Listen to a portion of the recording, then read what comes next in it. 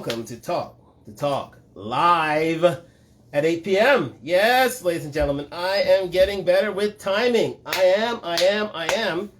And we are ready to go here on Talk Live to talk about a very lively subject. I hope you are well. Season's greetings to you all. Hope you are near done, if not done, with your Christmas shopping. I've just finished up this week, and it's been a fantastic week. Just waiting for all the people to tune in and stream in. And thank you for joining me on Talk Live. I was in Yorkdale yesterday. You know what? The best time, let me tell you something. The best time to go Christmas shopping is near to the end of closing time. Let that be said. The best time to go Christmas shopping is near to the end of closing time. You know why? You get your own, you get to walk up into a space. You get 2 hours. I mean, most of these malls are open until 10 p.m. anyway. So you get to walk in and do what you want at your leisure. There aren't any of the crowds. All the crowds are pretty much gone by then. So I got in there around 8 o'clock. I left there around 10, and it was, you know, most of the hullabaloo was gone by then. So I was quite impressed by my timing, and yeah, I did some Christmas shopping at the time, and it was quite pleasant, to be fair. Thank you very much. And all the, you know, except for in a couple of stores, but even then it wasn't that very big. I think Sephora was big. I was checking out some fragrances there. I was checking out some fragrances at Nordstrom, including some fashion as well. Oof, there are a few stores I will revisit on Boxing Day. Yes, there are a few stores I'm not going to say because I don't want to rush a stampede or anything like that. Like I'm going to cause a rush or stampede anyway. But anyways, thank you for joining me on Talk Live. We are live here on IG and YouTube.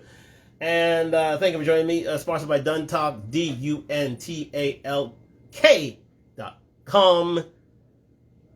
Fall winter line out now. Go and get your Christmas savings. Go and get your Christmas bargains now. They are getting cheap and readily available. So thank you for joining me on Talk Live here on IG and YouTube.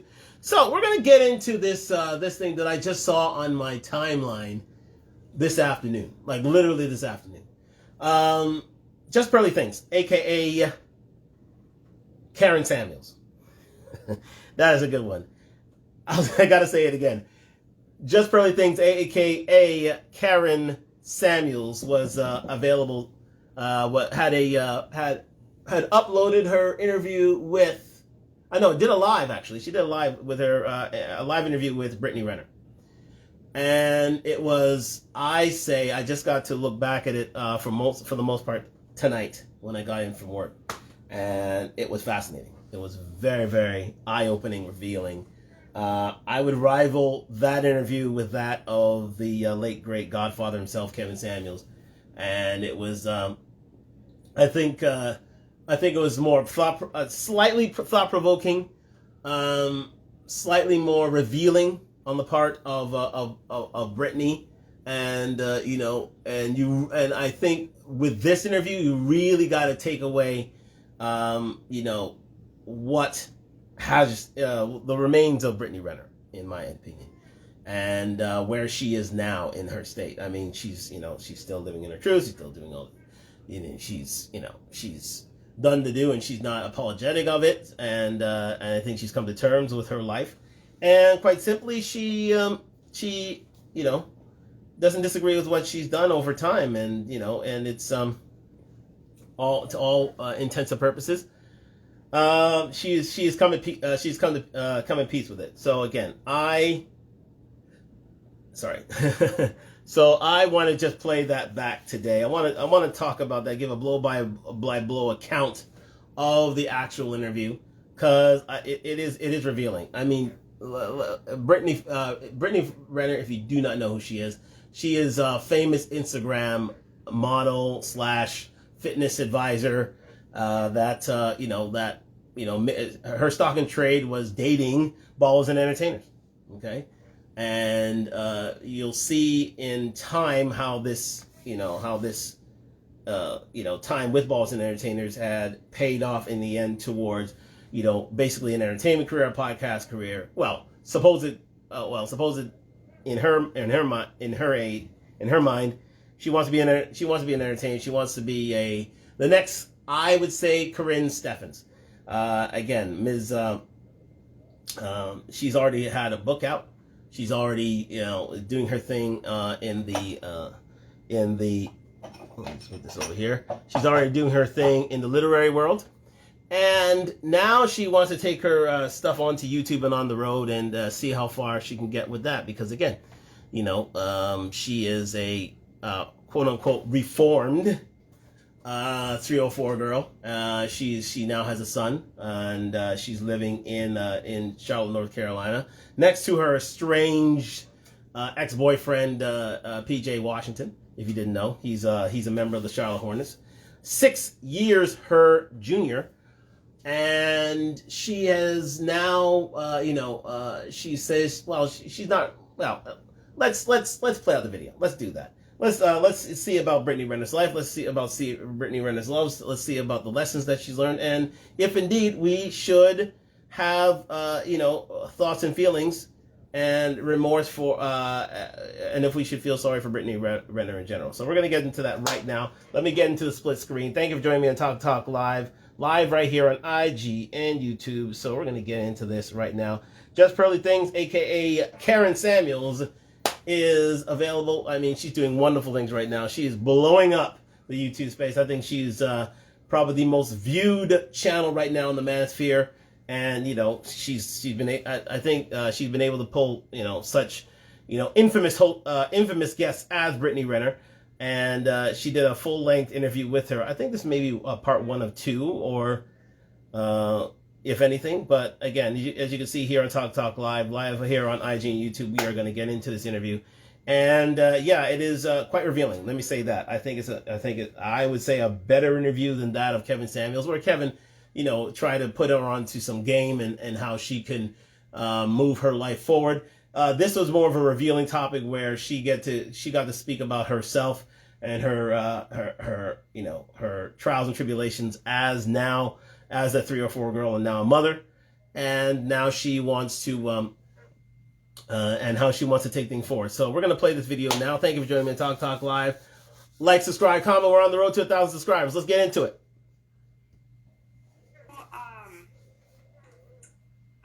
Today, we're going to talk about, you are one of the most notorious people in the manosphere. Okay. And I think that I kind of represent that average viewer that, knows a bit about you, but not the whole story. So I was hoping to start from the beginning. How did this reputation come about?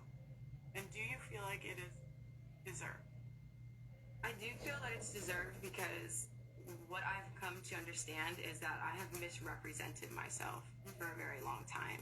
And I would say that my villain origin story was, I had first moved to LA in 2014, was linking up with someone after my breakup with a guy I was with for 4 years.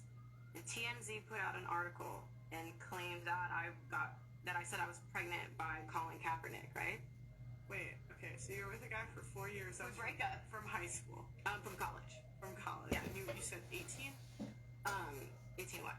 When you moved at 18? I moved to LA in 2014. Oh, 2014. Yes. Okay, and how old were you? I think maybe 21, 22. Okay, 21, 20. And you were dating Colin Kaepernick at the time? I wouldn't... Hooking up? Whatever. Lincoln. Let's just say Lincoln. Sneaky Lincoln? At the time. So again, ladies and gentlemen, and good on Brittany Renner. She reveals most of her true self here. But the fact of the matter is, she said she found herself in Los Angeles, and quite simply found herself dating Colin Kaepernick. Let's face facts, ladies and gentlemen. I mean, she was dating for someone college age for 4 years. She got to know her worth. She knew she was a pretty lady, and she said to herself, "Listen, after college, I said, this is not the life for me. I'm moving out to LA and see what I'm really worth on the open market." That was always in her plans. I would not say that she found herself in LA. She wanted to go LA. She wanted to date ballers. That was because she found her worth. Quite simply, she found her level, and quite simply, she wanted to test it out in the open market in one of the most the toughest dating markets in the world, in LA. and you know, she wanted to meet up with entertainers and ballers, and her first meetup was with indeed Colin Kaepernick, and things went well to that stage. And you know what, hey, that's a life she chose, because again, as you'll see with her origin story, you know, she did not come from the most the most salubrious, the most high class of means. She was born in Mississippi. I'm not guaranteed that she came from a single parent home or not, but chances are she did. She made her way in the world, and quite simply, she wanted to, you know, again, get down with ballers and entertainers. And so she said, you know what, I know my worth, I know my value, I know I'm an 8, so I'm going to get out to LA and make my mark. So she did. So here we go. And with that, they had photoshopped a picture. I had like posted him for like my Man Crush Monday. This is like Instagram a long time ago when there was Woman Crush Wednesdays, Man Crush Monday. You remember that? Yeah. So I had posted him and I put like perfection, and then I added him. And again, why I posted on my Instagram? Great question. But someone had photoshopped the image. Media Takeout, I don't know if you ever heard of them, but they had posted it, and then TMZ ran the story. And I felt like from that moment on, I was labeled a villain. And you have to understand, I was in a relationship for 4 years. Like, most people know the white guy that I used to date. We used to post together. He's the reason I got into fitness. And I was already labeled a villain, a whore, and was accused of something that I didn't do. And so, what did you not do? So they were... Just to let you know, Brittany Renner is indeed mixed race. And again, that's the whole thing where, you know, she could have gone both ways. She could have dated white guys. She could have dated black guys. I mean, not to say that you can't do it in the modern day, any race of individual, but she took advantage of her, you know, her beauty, her status. She started dating white guys. That was her college boyfriend. But again, she thought that he was beneath her, and so he moved on to LA. But the story continues. So I had put perfection at his username, and they photoshopped it to say preggers at his username. So they were like, oh, this girl claims that she's... They were saying that you claimed that you were... Yes. Okay. And I actually looked it up. I have a screenshot too. I looked it up last night to see if the article was still up, and it's still up. So at that moment in time, I realized that even though by per society standards, I was someone who, you know, low body count. No, I had not talked to any famous guy, never been around. I had a big following. An ideal situation, right? Starting out in Hollywood, already labeled a whore, a liar, a gold digger. So when I think about how my origin story began, like my villain origin story, it was that. It's like, I haven't even done anything and I'm already misunderstood. So I think as time progressed, I really just tried to fake it till I could make it. And inside, I never, like, especially in high school, like growing up, I never felt like I was just top tier beautiful, because I just wasn't. You know, I was growing into myself. I always had really bad skin, over-fried my hair, always wearing extensions, never feeling pretty as even my natural self, like where I am now. So how I started even like posting videos and being maybe like overly sexual was because I was like, I want to feel like this bad bitch. So, again, I've only seen, like, clips of you. Okay. I've seen a couple car rants. Okay. So I'm just going to be... Seen a couple car rants. I know you released the book. Yeah, in 2018. Yeah, and I know that I saw the stuff you did with Fresh and Fit, PG Academics. Like, there's little interviews here and there. Yeah. So, when we go back to you said 2014. Yes, 2014. When you're in LA. So again, she's Instagram famous by now. She's already been on Fresh and Fit. She's already been on, you know, well, again, this is 2014, so Fresh and Fit wasn't even out then. So she's at this time Instagram famous. She's already, you know, developed her, you know, she's already laid the groundwork for her success with ballers and entertainers. By the time she hit LA, and she's already getting hate, more than likely from females, you know, who, you know, were, you know, disassociating themselves.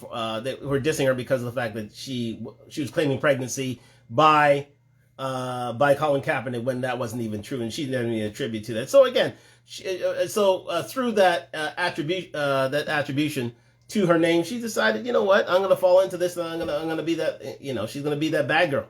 She's gonna be a bad girl. So, and she leaned into it, and quite simply gained her notoriety, gained her a name for herself on Instagram, and that's how her followers grew, and that's how the ballers came in, and she got to have her pick pretty much of a lot of ballers, and but again, this not necessarily ended up in success, as we're going to find out now. So then did you start dating Kaepernick? I would just say that I started dating, period. I kind of just opened it up. It's not like we were exclusive, whatever. So I would say that the villain came about was I was a small town girl from Mississippi. To even be in certain rooms with people where it was unheard of. I never thought these guys would even know I existed. So I felt like there was still that starry-eyed element where I didn't know what I was doing. I felt like I had been thrown into Disney World, so to speak, right? And, the world is at your fingertips, and again, all these high-value men are now seeking you. And again, I'm a girl from Ocean Springs, Mississippi. People don't even probably know where that is. So I think that's where over-sexualizing myself and really pitching into that's the whole bad bitch, wanting to feel like something I didn't. So were you sleeping with? So again, a girl of meager means, a girl who never really, again, who came from the wrong side of the tracks, quite simply, and she said to herself, you know what, I want a taste of the good life, and being who she was as a woman, as a pretty girl, let's face facts, she's an 8 on many men's looks meter, and quite simply, she leaned into it. So she had worth from the start. That's why a lot of men from with manosphere education would say that she was born with value. She was born with her good looks. So therefore, she would get into many places that many other women wouldn't. She could get into the VIP. She can get in on the yacht. She can get into exclusive places, and she could trade her worth with ballers and entertainers, because men love to be seen with not only beauty but young beauty at that. So it was not surprising that she leaned into it, and I think her move to California worked out for her, because again, she was from Ocean Springs, Mississippi. She was a a working class / poor girl, and she came out to LA seeking success and fame, and and she hoped that ballers and entertainers would help her get there, and that's what she did. So she started sleeping with Colin Kaepernick and a few others, which we will mention in right now after this short time. A lot of these guys, and they're posting stuff on social media. Okay. No, actually, like I said, besides that post where I had made him my man crush Monday, I didn't even say that we were dating. I never. It's not like I was like, hey, look at me. Here I am at a game, or here I am at his house. It wasn't that. It was just that's how everything started out. Okay, so I'm just trying to understand, because there's one article that's a one-off, right? Yeah. You can kind of recover from one article, in my opinion, anyway. But there was more that happened in between. Yeah. What happened next?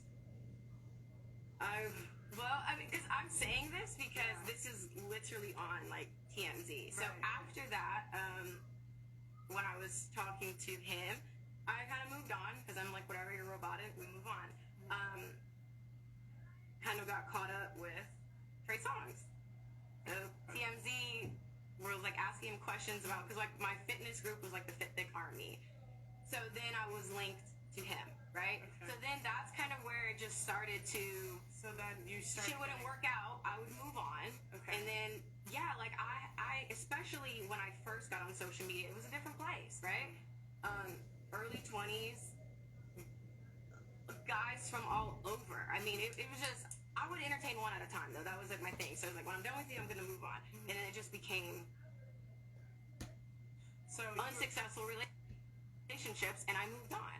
Okay, so it was just So basically, she engaged in the activity called monkey branching. She basically went from one guy to the next, one guy to the next, one guy to the next, bringing her from one climax to the next. So basically, it was one at a time. Now I don't know if that's exactly true. She may be trying to save her virtue through that, but again, that's what a lot of women in her position would do. You know what? She leaves the relationship, she finds someone else. She leaves the relationship, she finds someone else.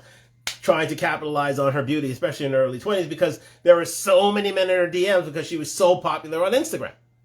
And, you know, she capitalized on her good looks. Now, again, that's because she was already born with value, as clearly stated. So, you know, unsurprising that she would trade on her looks. Now, again, you know, a girl like Just Pearly Things, aka Karen Samuels, would literally, I mean, Just Pearly Things, she was born rich, but she would, you know, I think she would easily trade in those riches for her looks, because, you know, I would say that. I would say that wholeheartedly, because again, I think as a average looking girl, listen, she's about a 4 or 5 out of 10 Just Pearly Things. She knew that she had to work hard. She had to get out the money, although she did have help being from a rich and successful family. So she had that leg up. But at the end of the day, her looks could only take her so far, and her money could only take her so far. She had to get it out the mud. So again, if it was an exchange of lies, I think she may have taken a bit of Brittany's life, but not to any great extent. And that's a credit to Just Pearly Things. But the interview continues.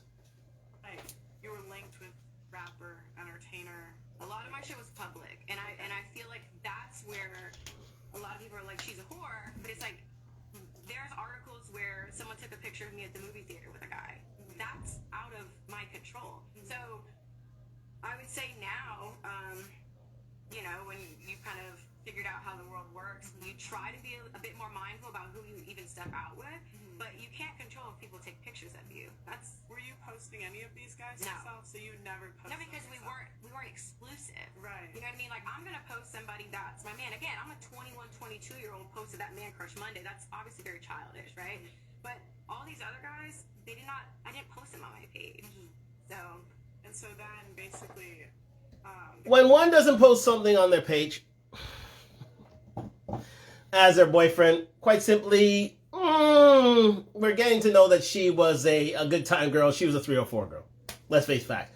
She was being passed around. Her reputation was growing as being a hoe. She was being passed around from athlete to athlete, entertainer to entertainer. She went from Colin Kaepernick to Trey Songz to other athletes that go unnamed, and she would, you know, try to establish a relationship with them when she was literally seen as a, you know, a good time girl, and she was never taken seriously by that group. So, but again, she was so, and you'll find this out as we go along, she was so addicted to the limelight, she was so addicted to the lifestyle that Balls and Entertainment would provide, she would never break out of it. She didn't want to break out of it. She did not want to break out of it, guys. And you'll see that throughout this interview. She loved the life. She would take the slings and arrows as long as she could be in that lifestyle of Balls and Entertainers. As long as she could be around them, as long as that would, make her, make a healthier Instagram follower base, and made her rich along the way. So she rode that to some sort of success, to a lifestyle to which she liked and she grew accustomed to. And she didn't want to lose that life. So again, she wanted to be a hoe, she'd be a hoe, but it was for a purpose. And we'll find that out later. Because you're linked to all these different guys. Publicly, yes. Publicly, now that's when the reputation started. Yes. Then, so this is where, so then the book counts. Tell me. 2018, yeah. And from what I know, I haven't read the book. Okay. What I know of the book is that you basically expose a lot of people in the book. This is just what I heard. You basically, all the stuff you've been doing, you put in the book. Mm-hmm. And while you might not have said their names exactly, it was pretty easy for people to figure out who they were. Okay, why? So here's the thing, before she even gets into it. If you document something into some sort of prose, guaranteed that was her plan. That was her ultimate plan. Her plan was to be infamous. Let's face facts. She would sleep with as many bodies as possible, and she would use that those sexual exploits, those sexual experiences to profit from. She would profit from those ideas. So for her to say that she just landed into this and she didn't know what happened, she planned this. That's why it's hard to feel sorry for Brittany Renner, because she knew the consequences and she went through it. She was a willing participant. And seeing that she had all these exploits, here's the thing, she basically followed the Karine Steffens playbook. Now, if you don't know who Karine Steffens is, that's Superhead. Superhead, if you didn't know, during the 80s and 90s, slept with all these ballers, slept with all these entertainers, and she basically had a black book of the who's who in Black Hollywood and in sports and entertainment. She knew everyone and had slept with everyone. So through her good looks, she created a book in which she talked about her, I think, 200, 300, or some odd exploits with balls and entertainers. It could be more, it could be less. And that's what she's infamous for. Now she has her own podcast, now she has her own show. So guess what? Now focus on Brittany Renner. Brittany Renner saw that, saw how it aggrandized her reputation, and she said, you know what, I'm going to follow that blueprint. I'm gonna see where this goes, to see where this lies. So she slept from baller to baller. She had this reputation. She had her Instagram followers. So she did all these things, and therefore she did a telenovela or a tell-all book. So for her to say that she was a babe in the woods throughout this, I don't believe it. Not for a second. She knew exactly what she was doing. She was very calculated. She knew what her looks brought her. She knew the balls and entertainers that came her way. So she said, I'm not going to be wiped up by these guys. Guess what? If I'm not going to be famous, I'm going to be infamous. I'm going to be infamous. So I'm going to take it to pros. And I'm going to talk about my exploits with all these balls and entertainers, because I'm not getting anything back from it. Even though she tried, but her name was already in the mud already. Once she was publicized as a quote-unquote hoe via the Colin Kaepernick incident. She was already infamous then. She couldn't shake that reputation. So she went in. She went in Instagram as she said, as a villain, and she went in a tell-all book as a villain. And this would follow her life over the last 10 years to the point where she is at today. But you'll see there are repercussions to that. Let's continue. I didn't expose anyone. My book was like a 25-year-old's memoir, basically. And I didn't list all of these sexapades. So there were seven people, fake names, 7 relationships, like situationships, whatever you want to call them, and what I learned from that. So there was a lot of, my book was about sharing my story and being accountable. The most like salacious stories or sexapades, they weren't even in there, because it wasn't, a lot of these guys, it was now if you want. I'm sorry? I said you can tell now if you want. Yeah, I mean, I'm just kidding. yeah, so I mean, it's just kind of like, that was never my intention. My book never had ill intent. Now, again, I know the salacious marketing was intentional, because I knew people were thinking, I'm gonna. It's like a thumbnail. Yeah, like it's clickbait. Like, yeah, look at all these guys are in here. Yeah, because I know you're gonna fucking buy the book. But when people actually read it, any person who's read my book is like, wait, this is completely different than how you pitched it, and it really is a book about accountability. So those 7 people really were like pivotal moments for me. So again, I took what came with the salacious marketing, and again, misrepresenting myself is just that, right? So you have to accept what comes behind that. So I wanted to sell the book. I had no problem with using my tactics to get copies sold.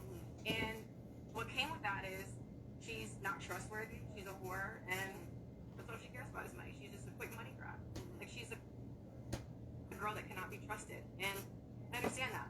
You've never read my book. It's like what I'm saying doesn't even make sense. Because like, you would actually have to physically read it. That's why the book is called Judge This Cover. You're going to do that anyways. There are people that just took little snippets from each chapter and judge me off of that. You're talking about this guy, I was talking about spitting in his mouth or paying for flights. That was one that was circulating on Twitter. I talked about how I paid for my own flights. But it's like, I'm such a gold digger, why am I paying for my flights? So there's just things in there that I felt like people did not want to understand me. You didn't open the book, so your opinion doesn't fucking matter about the book. Read it and then tell me how you feel about me, you know? That's kind of how I feel with that. So then you read the book. Were any of the people that were... So again,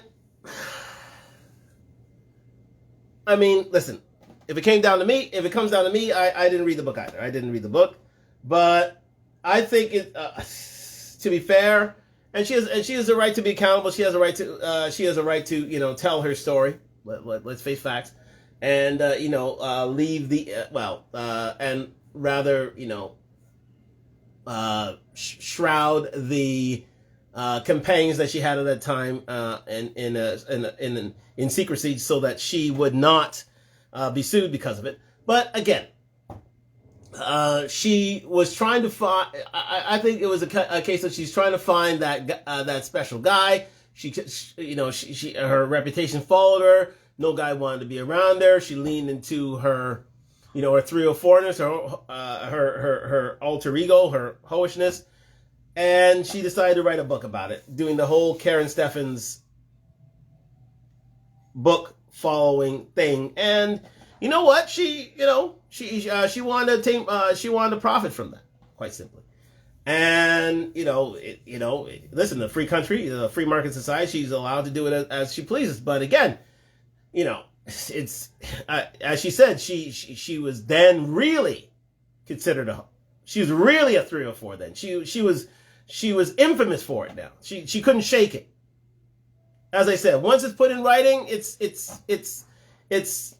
with you forever now. Now you've really leaned into it. So there's no difference in what she's doing. So again, she wanted to profit from her sexual exploits as she did, because no man was going to wife her. No man was going to consider her a respectful girlfriend, as we will see as we move forward. In the book, mad that you wrote the book? The conversations I've had, because there's maybe like two guys in there that I have not spoken to, right? The other 5 I've had conversations with since. One of the people had actually asked me to market them as one of the people in it. They didn't mind that. Other guys in my life, just in general, were asked like why they weren't in it. They were like sad, right? But most of the guys I had a good relationship with, like we're still cool. So they understood that was my experience, that was my perspective, and that was that. I mean, there was one chapter I spoke to recently. He was like, I was just waiting for you to say my name so I could have sued you for everything, right? And I'm just like, well, that wasn't my plan. Like, I wasn't trying to hurt you. But he was like, I understood your perspective, and I get it. He said you didn't lie it. So. Okay, so none of the guys had hurt feelings. No. Well, so that seems, because I kind of thought, like from what I had heard, is that some of the guys maybe weren't happy they were in the book. I'm sure they weren't, but I think the people that weren't happy about it, the 2 that I'm thinking of in my mind, I just haven't spoken to them. Okay. The other 5 I did. So, Okay. I don't know. I don't know how they would feel. So you don't think like... So again, unapologetic. She wrote the book because, she wanted to profit from her exploits. She knew that she wasn't going to be Baller's wife. She wasn't. And so she said, if that's the case, well, let me lean into this hoishness and become who society wants me to be, a hoe. But let me profit from that from that lifestyle. And that's what the book was all about. That's what. So again, she leaned into that reputation of being a 304 girl, a good time girl, and she wanted to profit from it. So, you know what I mean? A lot of guys would be upset with it, and certain guys didn't. They didn't feel that way. But again, it's sort of the whole Karen Steffens effect. You know what I mean? Certain guys wanted to be mentioned, certain guys didn't want to be mentioned, but she didn't care because she wanted to profit from it. So, the question again. Should we feel, do we misunderstand Brittany Renner? To this point, no. To this point, we have not misunderstood Brittany Renner. Brittany Renner, she was. It's unfortunate that she became charged to the game, but she became charged to the game, but she wasn't going to go without something to hold on to, and that's what, and that means book sales. So, and she was salacious in those book sales because she wanted, it was sort of clickbait so that people could buy her books. So, but again, if you call her an innocent party, she isn't. If you think Brittany Renner is an innocent party to this whole proceeding, she isn't. She knew exactly what she was doing. She knew how things were going down, so she said, to hell with it, I'm going to lean into it, I'm going to profit from this, from my experiences. So she became a known host. She became a known 304. So does she should we grant her misunderstanding? Probably not, because this, in the days of the modern woman, this is what you want. This is what 304s want. They want to be seen as sexually liberated. But at the end of the day, it's what men think. And what men think she was then was a hoe, but she wasn't hoeing to any great extent. She wasn't, well, she was already TMZ famous. So let's say that. So a good portion of the population knew about her, but she wasn't so famous that, the greater world knew about Brittany Renner. That was soon in coming anyway. Because I'm just thinking, I just know how the guys are going to see it. Like, you're choosing to publicly link with these people, and maybe you didn't want it to be public, but it's like, if you're making a choice to go after the, like, rappers, athletes, like that sort of thing, of course people are going to call you a hoe. And that's fine. Yeah. And no, that's the thing, you don't shy away from that. Yeah. But it goes back to my original question, whether you think it's earned or not. Or it's like misrepresenting you or not. Well, I think there's that I have misrepresented myself because, again, Bundle of Brittany is like her own, that's like a Frankenstein I have created, right? And that's like a fraction, even just the time we've spent the past few days together. Probably very different than what you've seen online, so that's what I have used to get views and get clicks, and I realize that I don't have to do that anymore. So that's where the misrepresentation comes in. But again, a hoe, and I guess is in this sphere, right, is someone who has sex with multiple guys. Okay, well, then that's not a term I'm going to shy away from. I've had sex with multiple guys. Now, I'm not going to take that word and be like, I'm so unworthy, I'm a whore. Yeah. It just is what it is. Like, that's how they want to distinguish what category women fall under. I got no problem with that. That's fine. Okay, I've had sex with multiple guys. It didn't work out. I moved on, Okay, So again, self-confessed 304 girl. Self-confessed. She knew she was a hoe. She knew her exploits were hoish. So she leaned into it. She called it. She calls herself accountable and such. But at the end of the day, I'm glad. I'm so glad that Just Pearly Things held her to the mast on that. Because that's something Kevin did not do.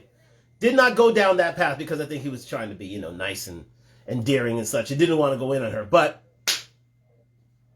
God loved Just Pearly Things. She went in on Brittany Renner. She nailed it to the mast. So you're a hoe, right? Yes, I'm a hoe. Good. Now it's good for, but, it's good for the reputation and such. I mean, there are racial undertones to that. Yes, I get that. However, a hoe's a hoe's a hoe's a hoe's a hoe's a hoe's a hoe, no matter what race you are. Now, again, being from the African diaspora, it's typical that these people are accused of such, and it's wrong, to be fair and frank, but you gotta call a spade sometimes. And she got on with hoish ways. And I think that was part of the reason why Brittany Renner was exposed, was brought onto the show here, was to show that she was indeed that designation, and that of a hoe. That was her goal. That was part of the goal for Just Pearly Things, was to expose the fact. I mean, her title for her show was "Can You Turn a Hoe into a Housewife?" She wanted to nail that mess on Brittany Renner. As far as she would try to run away from it, that was the key in her line of questioning. Whether you like it or not, whether you see it as racist or not, because that was the key in the line of questioning, was to literally nail Brittany Renner to the idea that she was a hoe. Because she would try and dodge and duck and dive and, try to move her way around this. But I think that's what the first 13, 14, 15 minutes was all about, was to nail Brittany Renner to the mast that she was a hoe. To the mast, sorry, that she was a hoe.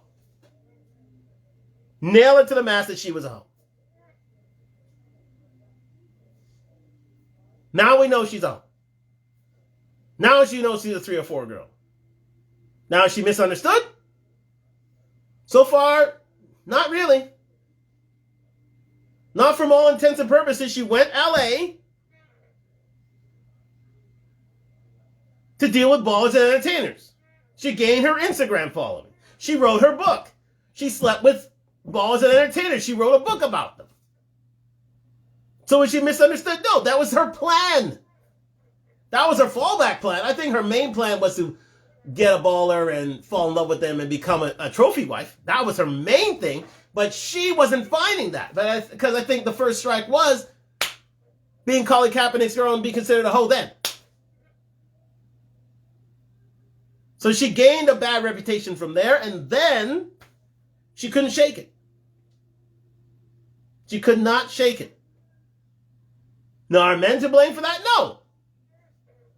Instagram is a ladies' platform. So if most of those accusations came from women. It's only later that men started jumping on that bandwagon, as we'll soon see. That part you don't necessarily feel like was misrepresented based on how they would see it. Okay. I get it. Okay. So then next, this is where I heard of you first. Okay. Let's talk about PJ. Okay. So you do the book. Is PJ next, or is there something in between? Meaning like when we met? Yeah. Yeah, so we met, he actually came to my hosting in 2018, May of 2018. So that's like basically where we first met. It was not romantic. Like, literally had a job there. He's like, hey, I'm going to come by. Okay, cool. He invited me to his game at UK, February 2019. Right? So we met. I went back for my birthday, so I went to 2 Kentucky games, and that's when we first started talking. Like, after my birthday, we talked almost every single day. And now let it be known, guys, she is 6 years older than PJ Washington. 6 years older. So he was 19, 20. She was 25, 26. So this is a grown woman here dealing with a younger man. But it was always her intent to deal with a baller. Let that be said. Her true intent throughout her 20s was to find a baller and to marry a baller and to have a baby with a baller. That was her true intent. She struck out a few other times. She wrote a book about it. All intentional, mind you. Because she wanted to be compensated for her, for her hoish ways, for lack of a better word, for her proclivitous ways. There you go. To put it in pretty language, frilly language. So she was, and remember, the first time they met each other, they slept together. So it's not as if she's trying to be a virtuous wife. This was whole playbook 101. Try to sleep with them and try to attach myself to them. So all along here, her intent was has always been, ever since she moved out to LA, was to attach herself to a baller. That was her whole intent. Ordinary guys need not apply. Sub 5 need not apply. You are not on my list. And you'll find out later, it was not on the radar. She wouldn't bat an eyelash to them. The last time she did was in college, some 3 or 4 years previous. She's 26 now. She's 26 while he was 19. So it was 3 or 4 years previous when she was in college. That's the last time she was with an ordinary guy. And she said never again. I shall find out as we go on. I was aware, like, he was younger than me. I always had a lot of judgment towards guys who were younger than me because I'm like, you're younger than me, how can you handle me, you know, right? But I always felt like PJ saw me for me. And that is the fucking God honest truth. It makes me sad even thinking about it. Because, like, I don't know, you just think people get you and it just doesn't work out. So that's why I overlooked some of those things, like the age. Oh, he's about to be in the NBA. I overlooked that because I felt like, oh my God, I finally have a guy who doesn't judge me, who sees me for me and like accepts it and understands my value. So I felt like he was somebody that like deserved all my time and attention. And, you know, it just didn't end up working out long term. That is so key what she said right there. She got a guy who understood her value. What was her value? High value. She was fit. She was feminine. She was friendly. And for the right guy, cooperative, submissive.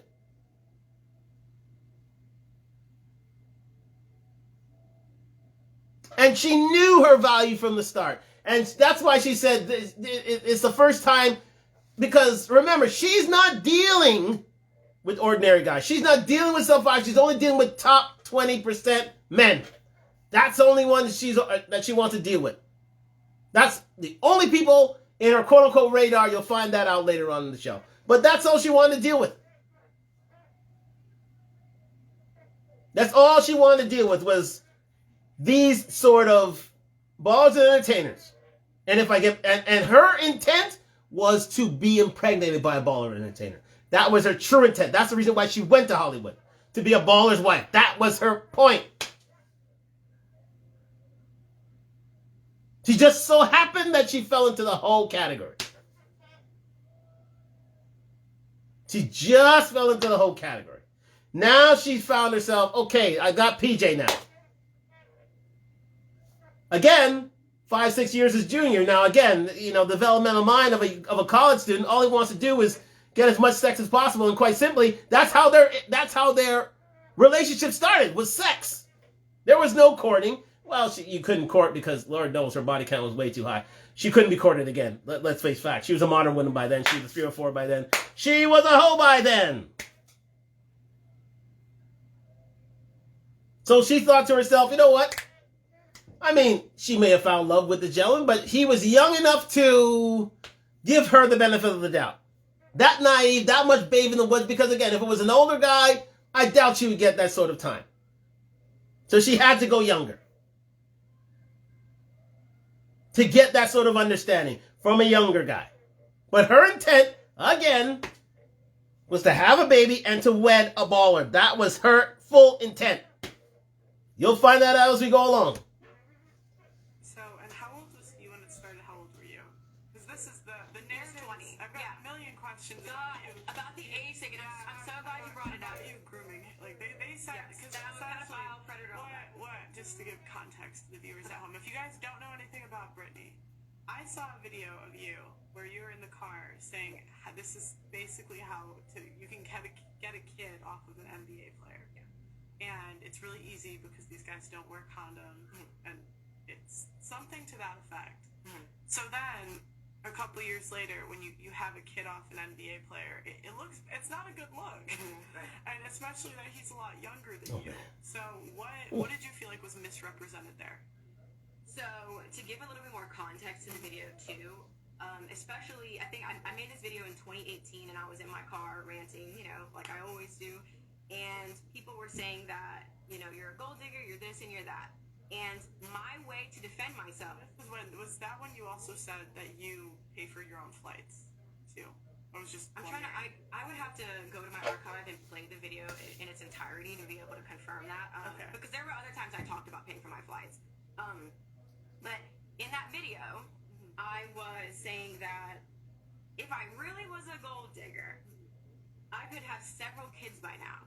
And so it was an attempt to make a group of people look bad, and I made myself look even worse. Because I'm like, what are you guys talking about? I'm a gold digger. These athletes don't use condoms. I could have a baby by then, right? It aged horribly, right? and I don't ever try to deny that, and I don't do apology towards. It is what it is. I said what I said. Like, that was my truth. That was my experience. The people that I was encountering, not even like an athlete thing. A lot of guys don't wear condoms, but it was surprising to me that people of such high status were a little bit more reckless, right? And for the So again, people, again, we gotta say it. She put a video out there saying how to get ballers, how to get them pregnant by ballers. Make sure that they're the ones who don't wear condoms. Make sure they don't wear condoms to bed. She gave game to ladies to say, if you want a baller, this is what you do. Insist that these guys don't wear condoms in bed. Then impregnate yourself. Another hoish way of doing things. There's no doubt about it. Does she want it? That's what I'm saying. It's like, and you'll find out later she's trying, she has this mea culpa, but she wants to be forgiven for that, and she considers herself a virtuous woman. But let's go through the full video here, well, as far as we can, really, and really judge her on what she says and what she doesn't. Quite simply, she's got hoish ways. There's no doubt about that.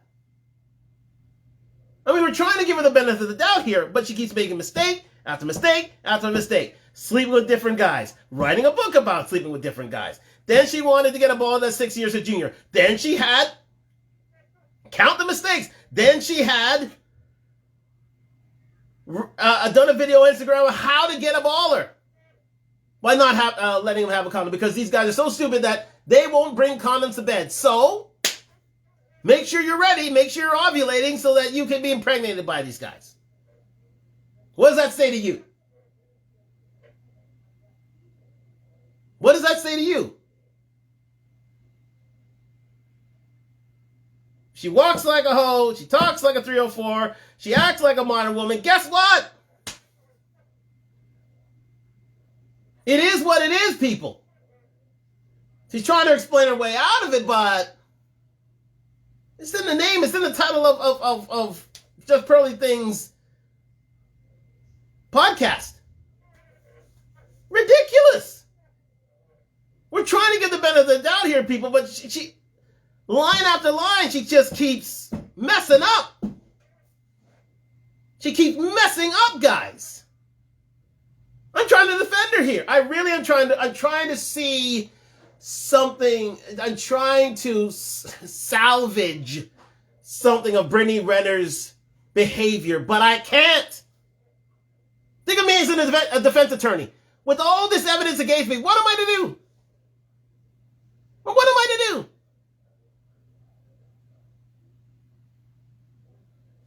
She's gone to LA for to be a baller's wife. She's been with ballers, and she wrote about it. She then takes up with a young man 6 years her junior in order to be a baller's wife. And then she has an Instagram post in which she tells gentlemen and ladies, more importantly ladies on Instagram, because listen, Instagram is a ladies' platform. Let's get that right. How to get an NBA to impregnate you.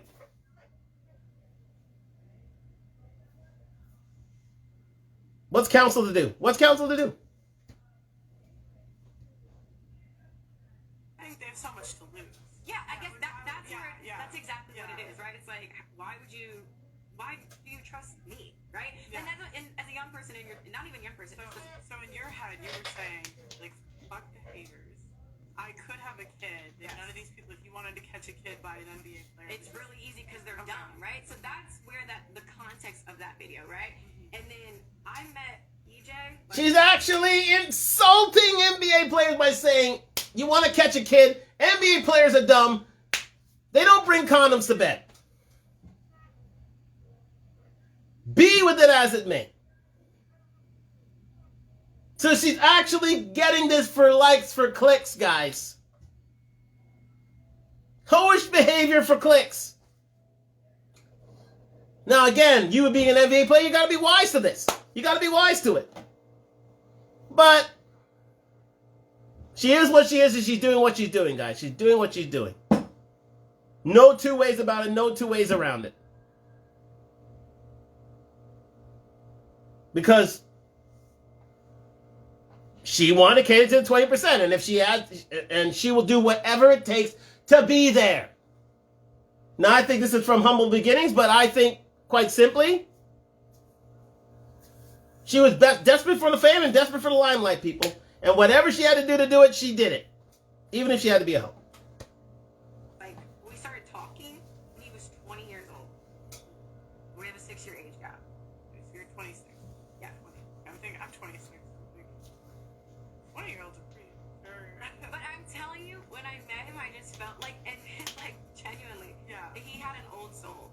That's how I felt about him. So, a lot of people try to, like, I don't know, I feel like they try to tell me how I felt and, like, my intentions, and it's like, I know the truth. Like, I know the person that I was sitting across from at BJ's when we had our first date in Kentucky and Lexington. Like, you can't tell me that, you know? I personally think 20 is old enough to make your own decision. Yes. I put myself when I was 20, and I'm thinking you can't really be groomed at 20 years old.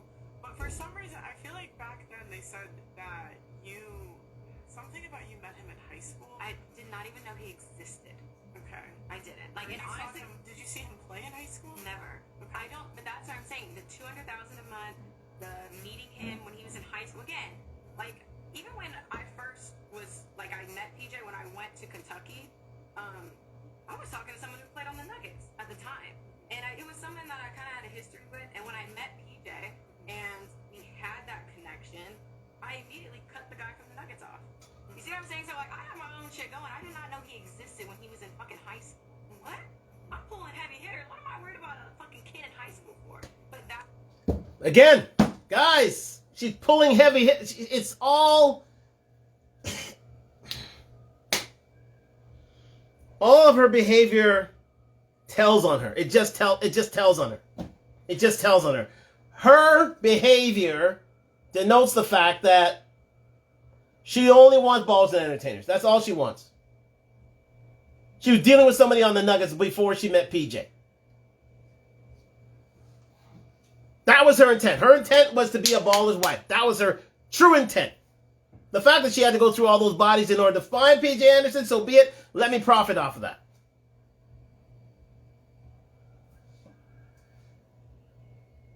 Let me profit off of that. The fact of the matter is, okay, you like a younger guy, so be it, but you can't, but again, she did the research to find out about PJ. She was wondering if he was going to be an NBA type player. And if he wasn't, believe me, she would have cut him off long ago. That was over. Long ago.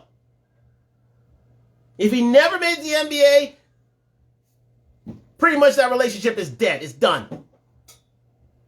She tracked his career to a point where he got to the NBA. Oh, then she got the hooks in. Big time. That's where people just make up their own shit. So it's like, well, I can't really... You guys are going to say what the fuck you want to say. All I can do is sit here and tell you the truth, you know? So 20, you guys start talking. When did you get pregnant? I got pregnant. And you were with him for how long? So we talked. Were you guys dating or were you like linking? No, we were exclusive when I got pregnant. Okay. So we talked from February 2019 to February 2020. Now, I don't know what he was doing, who he was doing it with, whatever. But we started dating February 2020. I left California April of 2020, and I moved in with him. I had my own place, but I was staying in his apartment. We were basically kind of living together already. He asked me to move in with him in the summertime. I got pregnant August 2020. So we have been a year and a half at least familiar with one another, but exclusive probably those 6-8 months. 6 to 8 Yeah. months. Yeah. And did you say, was the child planned? Yeah, I mean, my son is Paul Jermaine Washington III. Okay. Like, he has his father's you guys name. sat down and said, I want to have a Yes, and I was on birth control for 10 years because I never wanted to go through an abortion. That was just me personally. I'm like, well, if I can prevent it, and I'd rather be safe. And again, like, I'm hot, I'm popping, I got shit going on. I'm definitely not trying to have anybody's child, right? So I got off birth control, and there was a conversation about birth control. I got pregnant. So it wasn't some, oops, I came in you and you got pregnant. Like, no, it was, I want a family, I want a child, we're gonna get married. Has PJ ever done like interviews on this? No. At all? No. I'm just curious. Would he say the same thing? Yeah. Okay. I mean, the truth is the truth. You know? I mean, there's some things like, again, we can share perspective, Right. but the facts of the matter are, he was planned. So that can't even be disputed. You know? I always thought PJ was like kind of quiet and more to himself. So I don't actually see him ever really doing an interview. Like, I feel like now when we broke up, how everything pans out was like very public and out of character from what I knew of him. But I don't foresee him doing an interview. I don't. Okay. Here's the thing, and here's where this is where. Okay, let's give her the benefit of the doubt. Let's say that he was planned. That the child P.J. Washington III was planned. Why so quick to break up? Why so easy the untying of ties?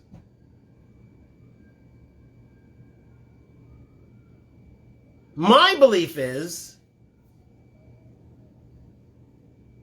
that indeed, I think if you ask PJ himself, he would say different. He would say, okay, I want to be a father, but I wasn't exactly down with the idea of us getting together and getting married. That is Brittany's story.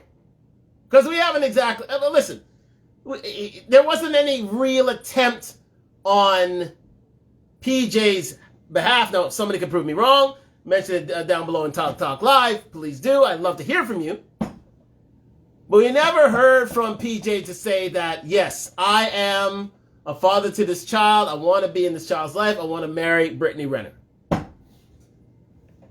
Point blank, period. We haven't heard that yet. So we give her the benefit of the doubt in that, but something tells me that there was it wasn't exactly peace in the valley between these two leading up to the birth of that child. I think he may have wanted it at first, but at the end of the day, he may have wanted an abortion and she refused it. Because Lord knows he's an NBA player. Why would she refuse it now? So it could be PJ wanted it or not. That's for them to decide. So I'll give her the benefit. I'll give her space on that, but because again, we haven't heard from PJ's end. But these things happen. It wouldn't surprise me. It definitely wouldn't surprise me if PJ wasn't exactly on board totally with this idea of having a child with Brittany Renner. I think if she did the research on him to be an NBA player, he did the research on her in terms of her whole facts. And she knew she had a sullied reputation. And at the end of the day, for him to start a relationship in February and to end it in August with a child, and for her to move in, I think she pushed herself on him to get things together, and he was going along with it. But I very much doubt that they had come to the conclusion that yes, we're going to get together, yes, we're going to get married. I think she found a good thing. She believed PJ Washington was going to be a full-time NBA player. She fell in love with him and the sex, and she said, you know what, I'm locking this guy down. I'm pushing the button. I'm pushing the button. And that's how a lot of these NBA guys get trapped in these sort of things. That's how a lot of these entertainers get trapped. Because the ladies see what they can bring, and they say, you know what, that's my target, I'm going in. Gotcha. But that was her intent all along. Remember, throughout this storyline, that was her intent all along. Her intent was to be a baller's wife. She didn't want a simple, ordinary life. She came from that and she hated it. And she was going to let her looks make her find a baller. She already said she was with a baller. She was monkey branching from baller to entertainer to baller, baller to entertainer to baller, but mostly ballers. But she was to be a baller's wife. And if she had to be a hoe to do it, let her be a hoe to do it.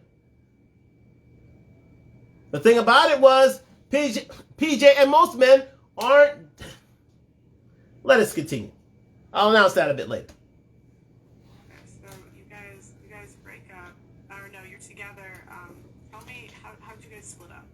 And you can be as detailed or not detailed as you want. You don't have to go into it. Okay. There were some things, like, 'cause I had never gone through anybody's phone. And like because at the time I was 28, right? Girl, you were dealing with athletes? I never went to anybody's phone. Never. Except Peter's. Okay. No. Because I felt like if I have to go through your phone, Yeah. I already have my answer, right? And I'm not doing that. I'm not playing fucking detective, right? So I went through his phone. Again, this was the summer, like, a few months before I got pregnant. Found some stuff in his phone I didn't like. Nothing confirmed. I mean, you're just entertaining bitches. Like, okay. I had never been cheated on that I knew of, right? And I found out stuff that, like, he had sex with someone in the beginning of our relationship. But I'm fine. This was in March. You slept with this girl. I found out July. I had already moved my whole life. I'm already here. Okay, well, You moved from LA? because I moved from Woodland Hills. I had a condo in Woodland Hills, and I moved all my whole life to Charlotte, North Carolina, to be exact, right? So I found out some stuff. I'm like, okay, you fucked this girl in March. All right, I love you, and I know what you've seen growing up.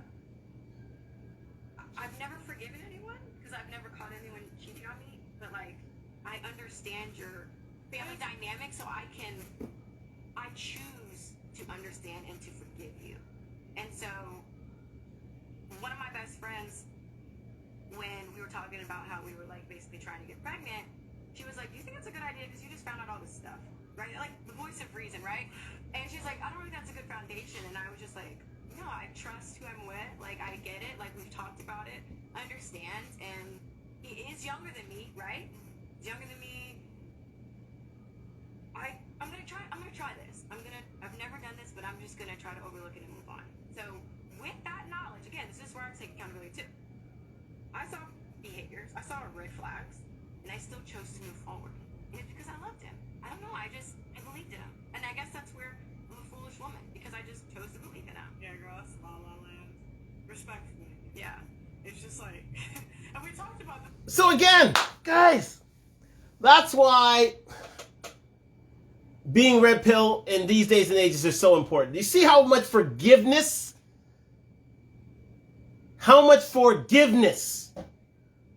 Brittany had for PJ Washington during this time. He did not, as I said before, he did not take Brittany Renner seriously. He didn't. From the start, he never did. He's an NBA player. He's a baller. Okay, fine. You want to be here, that's fine. But at the end of the day, I'm getting invitations from 3 or 4 or 5 women. I'm going to entertain them too. And I haven't shown you a ring of certain characters, and I doubt that she will. She never even said that he proposed to her. Never did. They were talking about marriage. Oh, they were talking about making it official and such. And she moved herself to Charlotte just to cinch the deal. And she tried to get pregnant. She said her and her friend were trying to get pregnant. That was her full intent. Her full intent was to move to Charlotte, try to solidify this baller, and get pregnant. That was the main thing. Even if she didn't get married, she'll always have the baby. And if she always has the baby, she has to have the child support, which she'll explain later.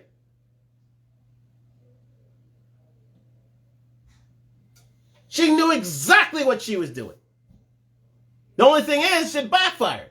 She thought, oh, I got myself one. He's young enough, so he's a bit naive, so maybe I can manipulate this and turn this into a baby-making machine. C, Gabrielle Union and my man Dwayne Wade. He's young enough. He's impetuous enough. Yeah. I've got the looks and so let me see if I can work this out so that I can take over. So that I can be the first wife. The only thing about it was he was dealing with somebody since March, April. When they first got together, he's saying, you know what? But look at what she said. She said, I'll forgive him because he's a baller. I'll forgive him. That's why, guys, it's all important for us to be the best we can be. Because you know what gives you that? You know what happens when you become the best you can be? Forgiveness from ladies. They'll forgive you. They'll pardon you. They'll understand when you have options. That's why we don't cheat. We have options. And ladies understand that because we know we're in demand. That's why we're the top 20%. That's why it's so important to follow your passion and not the women. Because women won't respect you anyway. If you follow them, they'll lose respect for you. But what was she willing to do? She was willing to forgive him for these grievances and for having these ladies. Because she knew he was a baller. You got to be high value, value, and to my dying day, that is my goal and that is my purpose, to be a high value man. Because you're getting this sort of grace. This sort of grace. Just a little bit before, I'm just thinking like an NBA player, baseball.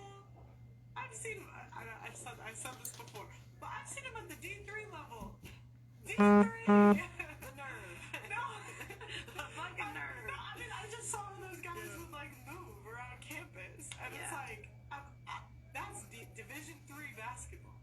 I'm thinking Division 1 has to be madness. The NBA has to be madness. Yeah. At first hand, you've been dealing with these guys for like a decade. You know it's madness. It is, and that's just where I kind of just take it on the chin, and I'm like, I believed in someone, and it just didn't work out. And I know, and he knows, the conversations in the consistency that I thought, you know, like, this is more than enough for me to trust it. I just believed in him.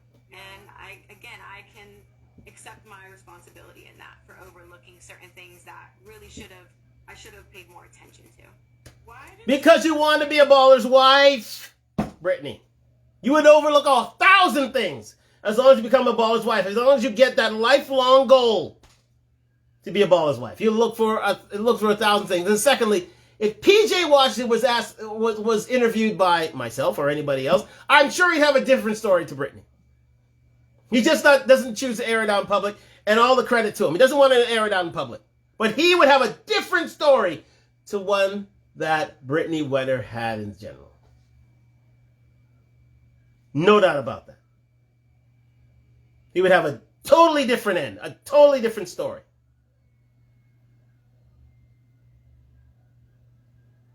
So,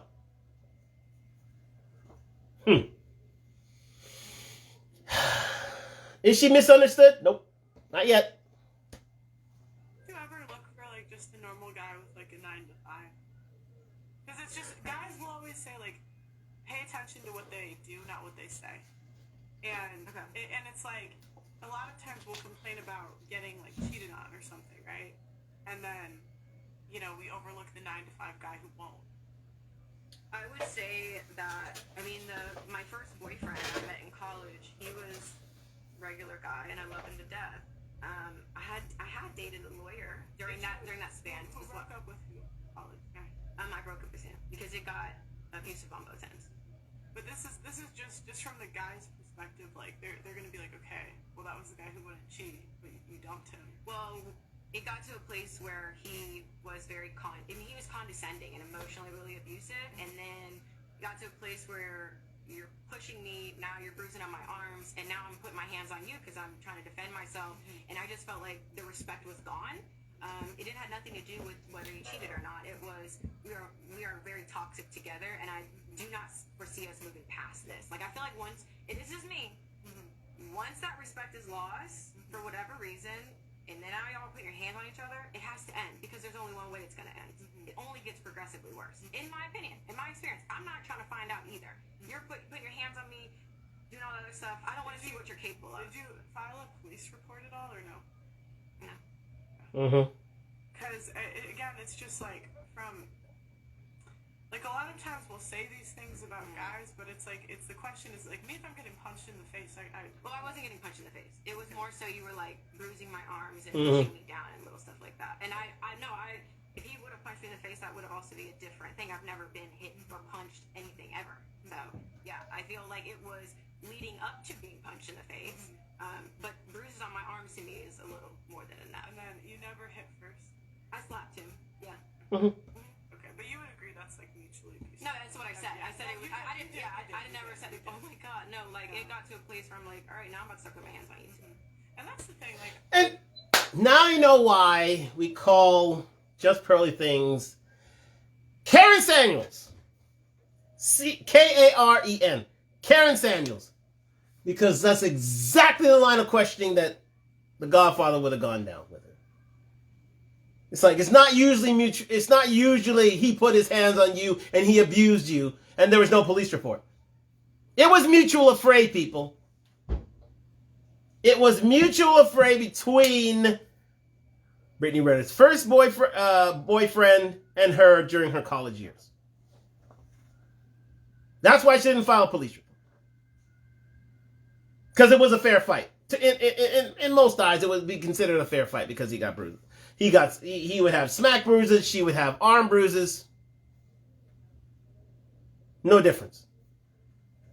None whatsoever. So again, let's call a spade, people. Let's call a spade a spade. This woman knew good and damn well that was her first and last ordinary guy boyfriend. She was addicted to the money. She was addicted to the limelight. She was addicted to the adulation. She was addicted to the fame of being an Instagram. She wanted to be an IG model, IG celebrity, IG figure / baller's wife. And after that first episode, she said, never again. And she went out to LA and that was her goal. So to say that, oh, it was a baby, no. This was calculated. Every step of the way of her 10 years, last 10 years was, well, I would say last 7 years because she's 30 now. When she got out of college, say 8 years. The last 8 years was calculated. She knew exactly what she was doing. In case of this, I would do this. In case of that, I did this. There would be fallback plans. There would be side steps. There would be progressions and regressions. But she knew where she was going. To be a baller's wife. Even if that meant she would be a hoe. And an infamous one at that. I think a lot of times you actually do, agree with like a lot of the stuff I say, which is interesting. Why? I was just expecting to disagree with you on like everything when you came. Yeah. On some level, but no, you actually are more based than I thought you were gonna be. I like what you talk about. I think that Let's get on a little further than that. this is a newer mentality. I don't know what this mentality would mean to society as a whole. We kind of talked about the arranged marriages and what would that mean for society as a whole, right? And I can't remember the verbiage you used when we were talking about how the arranged marriages and how women, if we had dreams and stuff we wanted to explore on what that outcome would look like. You said I don't remember the term you used though. Okay. But no, it's like I get it, and all I can do is just be honest about like this is the expression that that is coded within me, and I am willing to accept the consequences that comes behind it. So I don't ask for people to look at me through a different lens. I'm just kind of here to be myself and just showcase another perspective. That's really it. So To be fair, that's one thing I'll give her understanding for Brittany. I mean, she acknowledges the fact that this is her journey, this is her truth, this is her da-da-da-da-da, but she, she's a self-confessed 304 girl. She's a self-confessed hoe. She knew exactly what she was doing. She wanted to be a baller's wife. This is what she wanted. She wanted to do. She wouldn't, assimilate herself with the ordinary guy. She knew her looks were above and beyond that. Above and beyond. So we have to give her credit for that. I'll give you credit for that. She's given understanding for that. But again, how she got to her place in the social construct, in social consciousness, in popular opinion. It was charted, it was graphed, she would take the slings and the arrows. And to a certain extent, this is the point I want to reach on, is that looking at just pearly things, I think she would exchange some of her notoriety, some of her looks, some of her things for Brittany's life, to a certain extent. I think, I think just pearly things is... Well, listen, I think she's sick and tired of being considered an average-looking girl or a below-average-looking girl. And she would easily exchange some of that for some of Brittany's life, to a certain extent. I think she would. I don't see she'll take it to the nth degree of Brittany, but I think she'll exchange some of that life. She'll be a hoe for a certain time if it means upgrading her looks. Absolutely. Absolutely. I think she would. Just looking at just pearly things right there. I mean, listen. You can't make a silk purse into a sow's ear. Just saying. And she's one of her ordinary looks. And I think if given the chance, she could live some of Brittany's life. If it meant a sullying in her reputation, because she would get that adulation that most girls would like. She's one of those 4, 5, or 6s that trying to upgrade to 8, 9s, and 10s. Good, no good and damn well, it's not going to happen. If you had to turn the lens over to Just Pearly Things, a.k.a. Karen Samuels. But, again, I think she's doing wonderful things on the manosphere, and her show is amazing, and it's fantastic, and so far this interview has been great. But again, she would exchange some of her notoriety, some of her fame, some of her affluent lifestyle for some of Brittany's je ne sais quoi.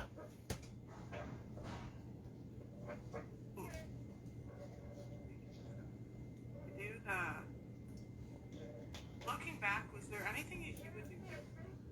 And is there a different advice that you would give to a 20-year-old girl that has the same opportunities that you did? I think the biggest thing that I would want to... Before she answers that question, that is the huge issue that I have with Brittany Renner, is that this girl is inspiring so many others to do exactly what she did. That's the problem. That's the crux of things. They see her quote unquote success. They want to emulate it. They want to turn it into a book. They want to turn it. That's why they want to turn it into a baller's husband. They want to turn it into these sort of things. That's why a lot of the morals of ladies have just flown right out of the window, because they want to follow what Brittany has done. And Brittany has followed the same playbook as Karen Steffens has. Same thing, different generation, but same playbook. Go to Hollywood, sleep as many as you can, try to catch a baller, if not, be infamous. And get paid from your sexual exploits and from your leaned-in hoishness, from the character which you have created. That's her aim and goal. But the fact of the matter is, this splits into the younger generation, the Gen Zs and below that. I mean, she's a millennial herself, but it goes into the Gen Zs and below. That's why you have this huge proliferation, especially the younger generation, of 304s, of city girls, and of hoish behavior. Making it so hard for ordinary guys to get ordinary girls, number one. Number two, making it harder for these ladies to pair bond and find men. It's going to be very difficult for her to pair bond. She tried to pair bond with PJ, but PJ wasn't having it. Was not having it. Because he got wind of the reputation, he said to himself, nah, I'll decide against that. I'll just pay the child support. But if you think I'm with you, no. See, that's the one thing that the younger generation must realize is that men decide marriage and relationships if in a heterosexual thing. That's why you're getting this proliferation of pansexuality and bisexuality and to a certain extent lesbianism. Because men aren't tolerating it anymore. So what are they going to do? They're finding solace with ladies are finding solace within each other. Pause. It ain't me. That's what these ladies are doing. Making it harder for virtuous women to come out and do the right thing because they're so influenced by their friends that they say, you know what? Hoe is life. That's the saying these days. Hoe is life. And now Brittany Renner is the poster child for that saying.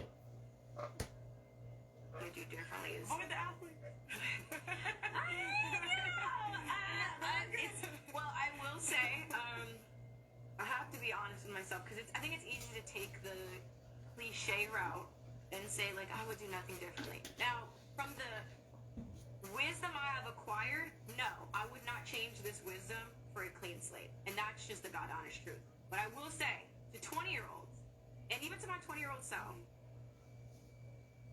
I hate how I allowed myself to just be like used up by men, and that came from a lack of self-worth. I did not understand my value that I was born with. I didn't. And I gave, again, people look at sex differently, but sex is spiritual unification. I think they don't care how you spin it. It's spiritual. For women. Okay, that's okay. Yeah, for women. whatever. Okay, Yeah. fine. For women, it's spiritual unification. And people that I shared my body with, when I think about my list, it's repulsive because they didn't deserve it. But that was an outcome of me discounting my worth. And it's disgusting. I hate even having that spiritual tie in any type of way. But yeah, I would absolutely change sexually how I move around. And not even necessarily because of like the societal outcome. It's more so from my self-worth. What's how it makes you like feel? Yeah, it doesn't feel good knowing that you gave a sacred part of you to a man that looked at sex with you as taking a piss. It's not fulfilling. It's disgusting to think about. And I feel like I've beat myself up every single day for my decisions. And what people say about me online holds no candle to what I've told myself on a daily basis. Like, I've been called worse by better, and that better be me. Like, I have talked down to myself, and I felt like I was unworthy for a very long time. And I would say this is more of a recent awareness, like the past year, where I'm like, Brittany, you were always enough. Like, you never had to seek validation outside of you. You never had to look that far. And that's what I would tell myself. I would and try to tell women, you should really think about who you're laying down with. Like, and that is a more traditional view, but it's like sex is not even worth it if they don't give a fuck about you. They don't care about you. They have no desire to. They don't want to know your favorite color. They don't give a shit. So why do you want them over top of you? Again, that's come from feeling used up, and sometimes that's why the used goods comments, they sting. Because you know what? There are times I felt like that. I feel like the new toy that now is unexciting and put away in a box. So I just have to accept what I've done and move forward with this awareness and just know that, okay, the guy that most likely, that I'm not looking for a husband, I'm looking for my husband, and there's a difference. That guy is going to be a very small percentage. and I'm okay with that. I'm at peace, and I'm at peace with the things I've done. But I will say, moving forward, like talking to any girl, to you, you know, whoever's listening, like you really should think about why you're doing what you're doing. What, like, really think about, why am I attracting that? What part of me is resonating with a guy like that? If you have all these complaints about him, what's resonating with him? Really analyzing what you're doing. That's what I would suggest. So why don't? And that is where we owe Brittany and Renner some understanding. Right there. Right there. She realizes that she's been a 304, she's been a modern girl, she's been a hoe. She's been a city girl, she's been all these things.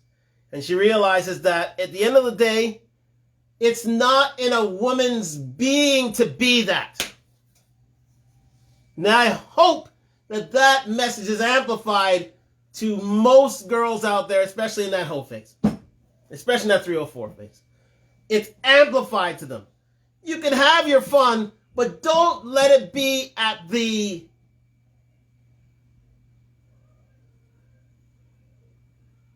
sake of your soul. Don't let it be to the selling of your reputation.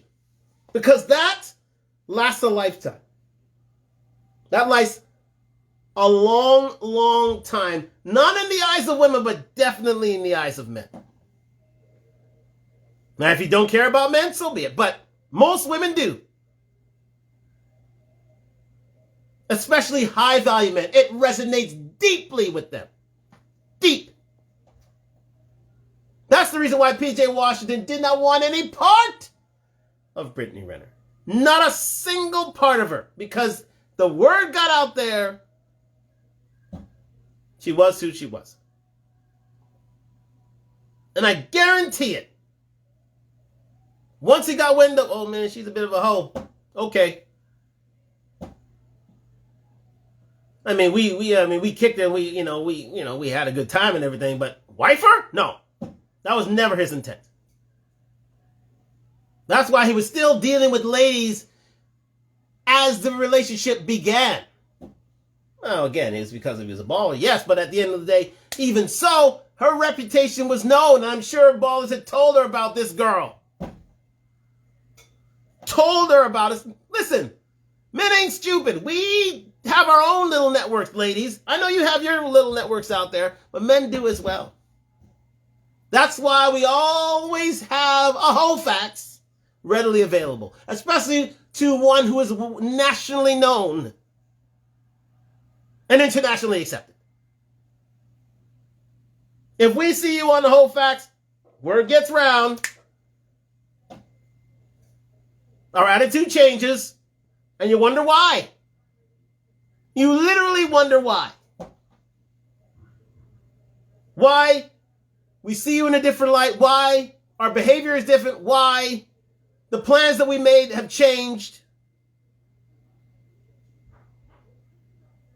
You wonder why. It's because we've read the whole facts. We've actually seen the reputation on view. And to a guy like P.J. Washington, he's seeing the whole facts. It's like, no, wait a second, wait, this Brittany, wait, oh, whoa. Doesn't make for great viewing, great reading. No. He's seen all the bodies on her reputation. She's seen the sort of reputation she carries on Instagram. Does any man want to be affiliated with that? No. So that is why I say now, Brittany Renner is on the way down the path of, let's say, an Amber Rose. You see Amber Rose, you'll see a Brittany Renner. Amber Rose only wants ballers, entertainers, athletes. But over time, her looks can only get her so far. And no man wants to be affiliator. She went with Kanye West. She went with, and on down the line. What was it? Wiz Khalifa. Kanye West, out. Wiz Khalifa, out. And then a few other guys out. To a point where now she's 40. No man wants to deal with her. That's why she got a tattoo on her head, a tattoo on her nose. She's making herself as ugly as possible. You know why? Because as pretty as she wasn't being selected. And that's the path I see for this lady right here. Unfortunately. That's the path she's laid down now. So there's only one way for her, and she'll tell it over time. Only way she can do it is to profit off of whatever reputation she has in, social media and in the public eye. Because no 5% gentleman that she's talking about, baller, high value man, well, let's say millionaire, is going to ever take her seriously. Who's going to ever wife her? I'm very much surprised at that. Now, again, there's a possibility that it happens. But guess what, ladies? If you're considered a hoe, that's a scarlet letter. That is the scarlet letter. Oh, let me go. There we go. H. That's a scarlet letter, ladies. Try to live... If you're going to be a hoe, be an undercover hoe. But don't be a public hoe. If you're going to be a public hoe, no man wants to be affiliated with that many bodies. Look at what's happening to Megan Thee Stallion right now. And her time with Trey Songz. She's being considered a hoe now. So guess what? She better get an ordinary guy because no high value man would ever touch her now. Nowhere near touching her now. Because she's in the public. She's in the public eye, ladies. That's why it's always important. If you're going to have sexual proclivities, keep them at a minimum. Because if your reputation gets around town and men start catching wind of these things, let alone be in the public eye into national, international status the way Brittany Renner is, you get labeled as a hoe on Just Pearly Things and in the manosphere and in wider manhood, be it blue pill, be it red pill, be it black pill. It is the scarlet letter, ladies. If we know you've dealt with that many bodies. Look at Karen Steffens. You think Karen Steffens has You think Karen Steffens has a boyfriend nowadays? A high value man boyfriend? Hell no. No. Oh, no. No high value man would be caught dead with Karen Steffens. As no high value man, no baller would be caught dead with Brittany Renner. As we'll soon see. Move this a little further here. Had to do it for effect. All right, there we go.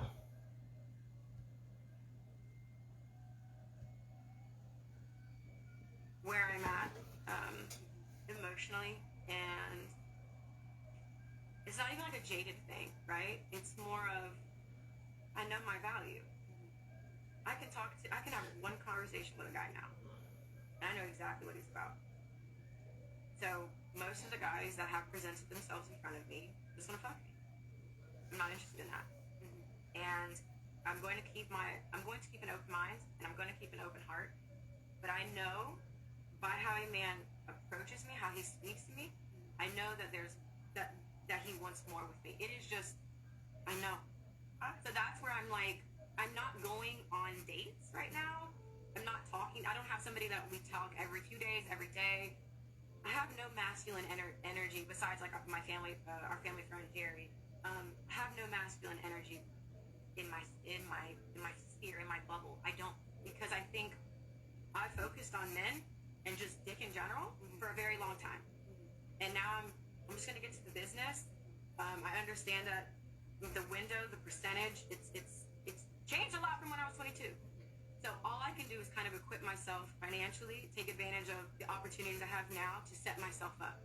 Because I can't rely on a man and someone coming to save me. I can only save myself now. So So that's why dating's not a focal point, but I'm not like turning guys away that actually want to get to know me, like the real me, not just want to fuck me and say all the right things and fuck me, because I can see through that too. So I just use discernment now, where I'm like, no guys even really try to talk to me, like, or I should say, no guys that. No. Of course, guys. No. I'm saying, of course, there's guys in my DM, like random people, but guys that I would be interested in, there's really nobody trying to talk to me like that, and that's okay. It's fine. Would you date a guy that's not? There you go. She wants high value men. She wants balls. She wants entertainers. None of them would touch her. None of them would touch her. Same with Amber Rose. Same with Karen Stefan. It goes down the line. It'll be the same with Lizzo. It's a sort of a different thing, but it'll be the same with Megan Thee Stallion. If you're considered a hoe, let's go there. Let's go to Nicki Minaj too. Add her too. I mean, she didn't put her sully reputation out there on the line, but she sang about being hoe, and now guys are saying, okay, nah, we're good. That's why she had to get, with a convict to be her paramour. That's Nicki Minaj we're talking about here. But here again, she's resigned to the fact that because of her hoish ways, because of her 3 or 4 ways, because of her modern female ways in public, the guys she don't want her. That's the fact of the matter. They don't want her. No guy, no. I doubt average men would want her nowadays. And as she said, she's getting guys to look her up and to speak to her, to chat to him, but it's all about sex. Because she built up her reputation over 8 years of being a 304 hoe. That was her reputation. That was her stock in trade. She wrote books about it. And she thought, oh, I'm special. I'm not going to get touched by that sort of reputation. It happens to them all. And now she's 30. Now she has a child. Now she's hitting the wall.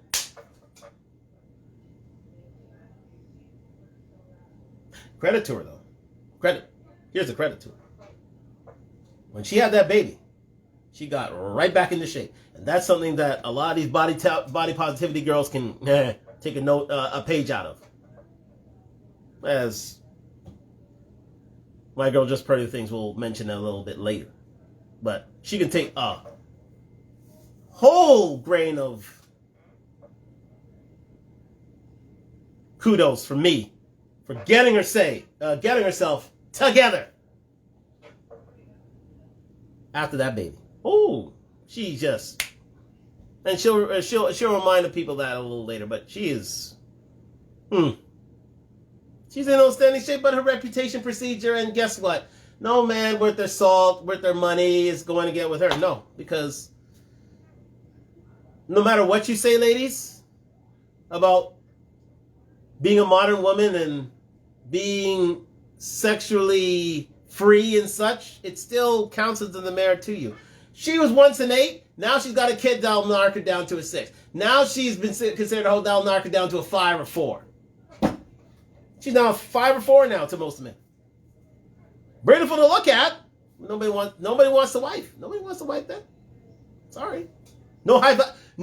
Let's get that clear. No man who she would consider a person that she would like to date and marry would want her.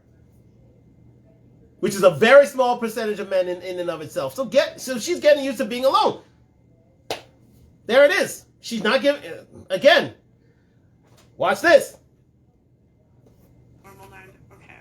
Would you date a guy makes $40,000 per year and he's not hot? He's just like, all right, average guy. Average guy? He has a little beard. He's like skinny, little beard belly. No. No. I take care of myself. I'm in the gym 4 to 5 times a week.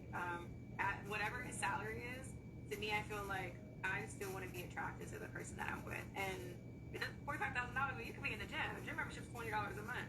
So if I had a kid a year and a half ago. And I look damn good. So it's like I would want someone who takes care of their body. So Fantastic. That's one thing I agree with Brittany Renner. Fantastic. Guess what?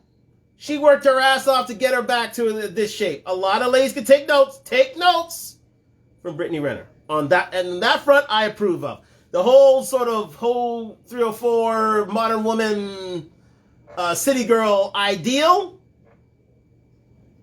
downright dastardly. But that point, oh, absolutely.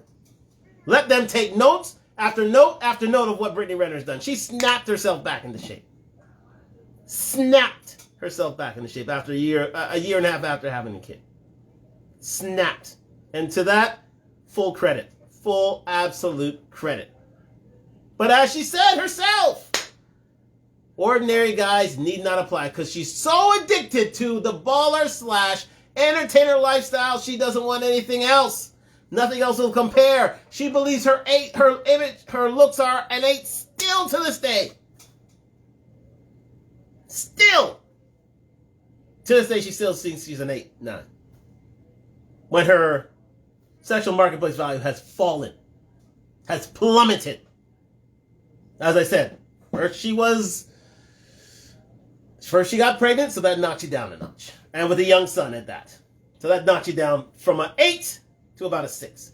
From a 6, you have a whole reputation. So that knocks you down from a 6 to a 5 or 4. Knowing internationally, definitely a 4. You're now a 4. Unfortunately. In the eyes of men, you're a 4. Although she's a pretty girl. Average 8. That goes without saying, especially off of her Instagram video. She's a definite 8. But now she's saw her reputation there. She's considered not exactly well adjusted to this life of celebrity, of infamy. She's got a kid. Knock her down. She's 30 years old. Knock her down.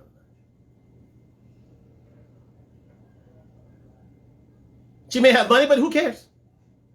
No man cares about that. Remember, ladies, remember, modern women, you don't care about your money. So knock her down. So she's at that 5 or 4, even though she believes she's an 8. She's been told she's an 8 all these years. For last, I would say 10 years, she's been told she's an 8 because, again, she came from humble beginning, but she was that quote-unquote ugly duckling. She became a swan. She became a beautiful swan, but that reputation went out the window, unfortunately. And it's such a shame. Such a shame. If she had made a few tweaks and she hadn't put herself out that far, the gentleman, there was a certain way of doing things. And if she had that training, guys, she'd be a baller's wife. Easy. Easy. However, she went about the wrong way. She went down the wrong path. Especially that whole Colin Kaepernick thing. Threw her off the wrong road. And guess what? Where she ended up? In a ditch. In one big old ditch. That she can't get out of. She can't get out of now. Seriously. And I feel for the girl. I feel for her. But the fact of the matter is she's the harbinger to her own demise. Guys. Harbinger means that she's the one who ushered in this bleak period in her life. But she says to herself, okay, if I'm not going to do it, I'm going to profit off it again, as she'll soon allude to in a bit. The beer belly is not where he lost.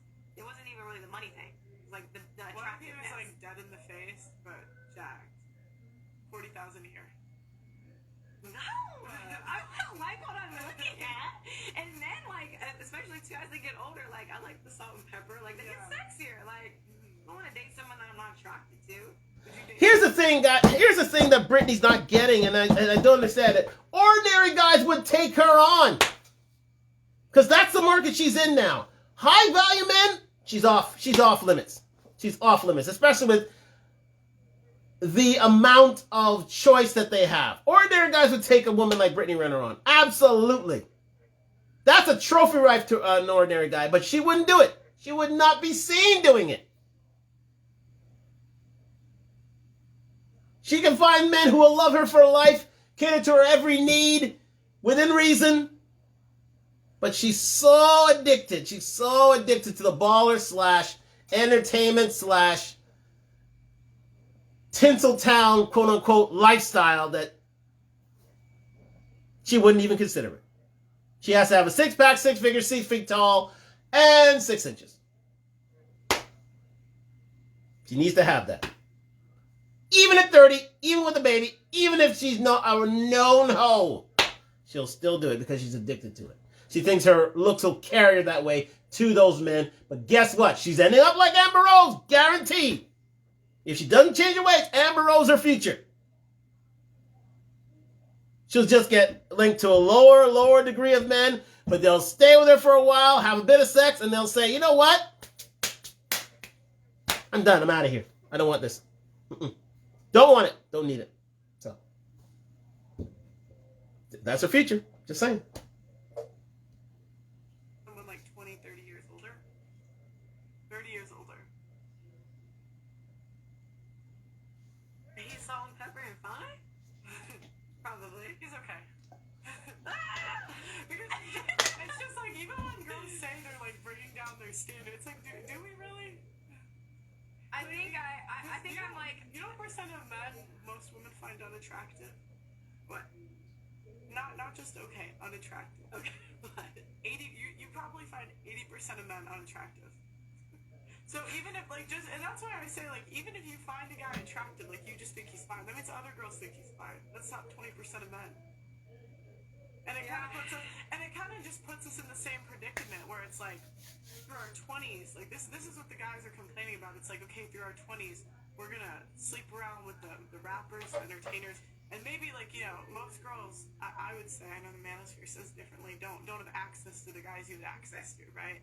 But it could be like the town rapper, the town, like whatever it was, right? Yeah. And those guys will never commit, and if they do commit, they'll probably cheat. And then we come at 30 and say, take me now, maybe with a kid from someone. Yeah. And it's like the guy comes in and feels like he's like settled for her because the guys you really wanted were in your 20s. And it's kind of like what you're saying is kind of reiterating this because you just said now, like you don't have the guys you want in your DMs anymore. Correct, but this is how it's meant to be because a lot of people have villainized me and I've played into that. Actually, I won't say. People have villainized me and I have villainized myself because it's like, well, instead of fighting against it and, you know, I don't know, trying to convince people I'm actually a good-hearted person, it's easier to just be the villain. So I do feel like the villain element is a lot of, I would say more so what guys fear, right? Because they're thinking she's gonna hurt me, she's gonna write about me, she's gonna this. So to be honest, I wasn't meant to be with any of those guys in my 20s. Like, it wasn't a match. And like, there's nobody then that I'm like, I wish they would take me seriously now. No. Like, I like them the same reason they like me. I'm trophy pussy to them, and they're basically trophy dick to me. We both got what we wanted. I mean, essentially, we want to have sex. That worked. I mean, yeah, you have sex and you maybe want to start being in a relationship, but I didn't fucking know them like that. There's a lot of guys I didn't really know on that level to even, it makes sense.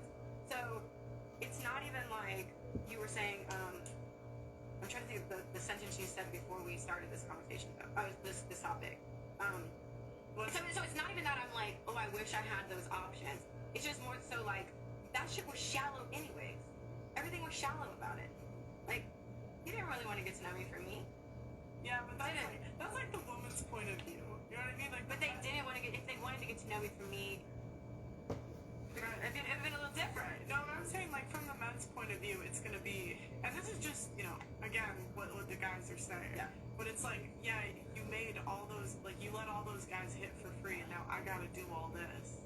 Well, it's not even, I don't even look at it as, well, you did it for free, because I'm not a prostitute. Like, and I'm not a glorified escort. Right, and that might not be how you look at it, but okay. That's crazy. This is just how, like, this is how men see it. It's like, it's like, okay, blessing. God bless Just Pearly Things. But she went in on Brittany Renner the way that Kevin Samuels did not. God bless him.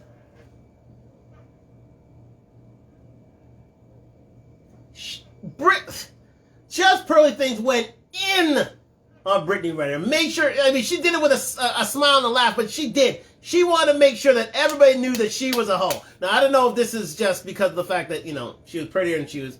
So this is sort of like an act of revenge and for views and clicks and such. I mean, there could have been an element of, you know, of that in there. So there was a bit of, you know, pseudo-hate seeping into things so that she did it with a smile, quite simply. But, you know, it was basically for views. But I mean, Just Probably Things really wanted to nail Brittany Renner to this whole moniker. She really did. She really, really, really did. Could be for clicks, but it was to prove her point. But she did it with a smile, which is, kill him with kindness, as they say. Kill him with kindness. So, we're here at this point and we say to ourselves, okay,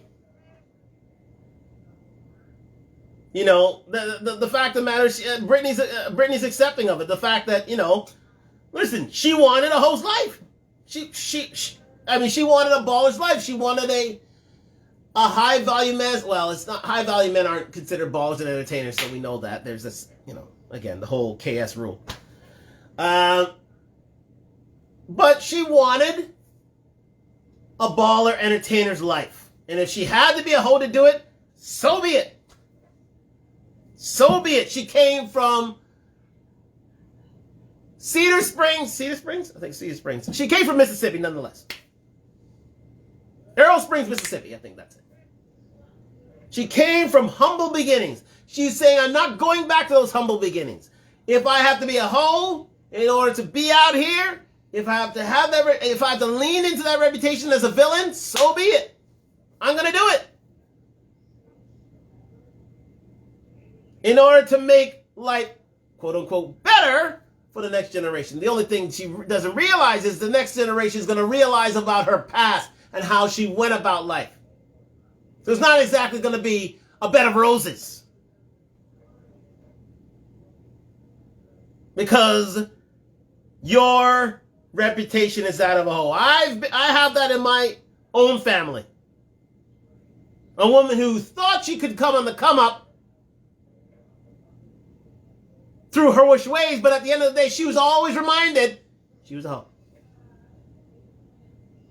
So she became, outside of to the wider world, a hoe. She became an outcast, as we see, well, to a certain extent with Brittany Renner. But she's teaching. But the thing is, she's leaning into that. The thing is, she's accepting of the fact that she will never be an ordinary man's wife. She'll only be a baller's wife. I mean, a baller entertainer's wife. And no baller entertainer wants that. So she is happy to live a life alone, as we'll soon see. You took your girl on dates, right? Yeah. How would you feel? How would you feel if you took her on, let's say, 5 dates where you hit? I don't know what y'all did. I'm not. And then you found out that your Bob down the street hit without taking her on shit.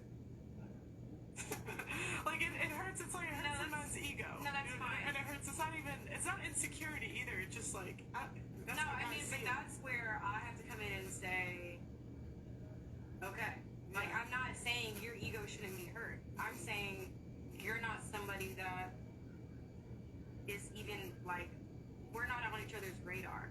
So the man that I want can't care about who the fuck I went on and who I did what with, and that's a small percentage. So that's why it's like him saying that he's allowed to feel that way. I mean, that's fine. Like you're not on my radar. I think the point is like all men think like this. That's why it's important in the Red Pill Society to repeat to stay on your path, stay on your purpose. Make your pursuit in life number 1 and these ladies number 2. Because it'll get you 3, 4, 5 dates to get a woman. You should only have it to 3. 3 maximum. If you can't get the pum pum in 3 lays, sorry guys, move on. Because they're just wasting your experience, they're wasting your time. Because what it takes 3 days for you to get, it takes another guy 0 dates. 0 dates. And as she said, these guys went on the radar. I mean, literally, she's literally saying, okay, bruise your ego, so what? I'm here for ballers only. I'm here for entertainers only.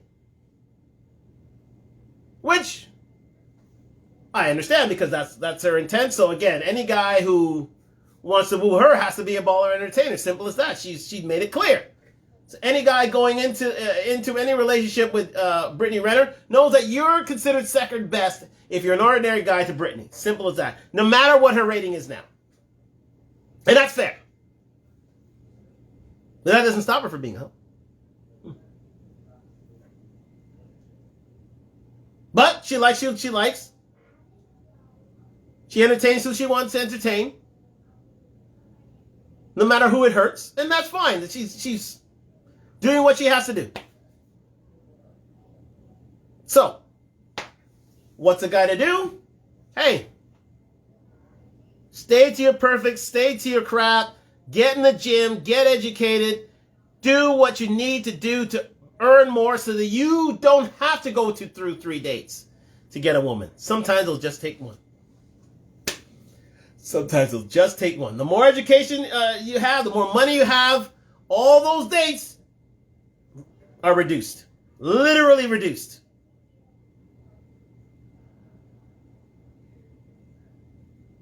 When you're in the top 10%, those 3 or 4 dates become 1 day.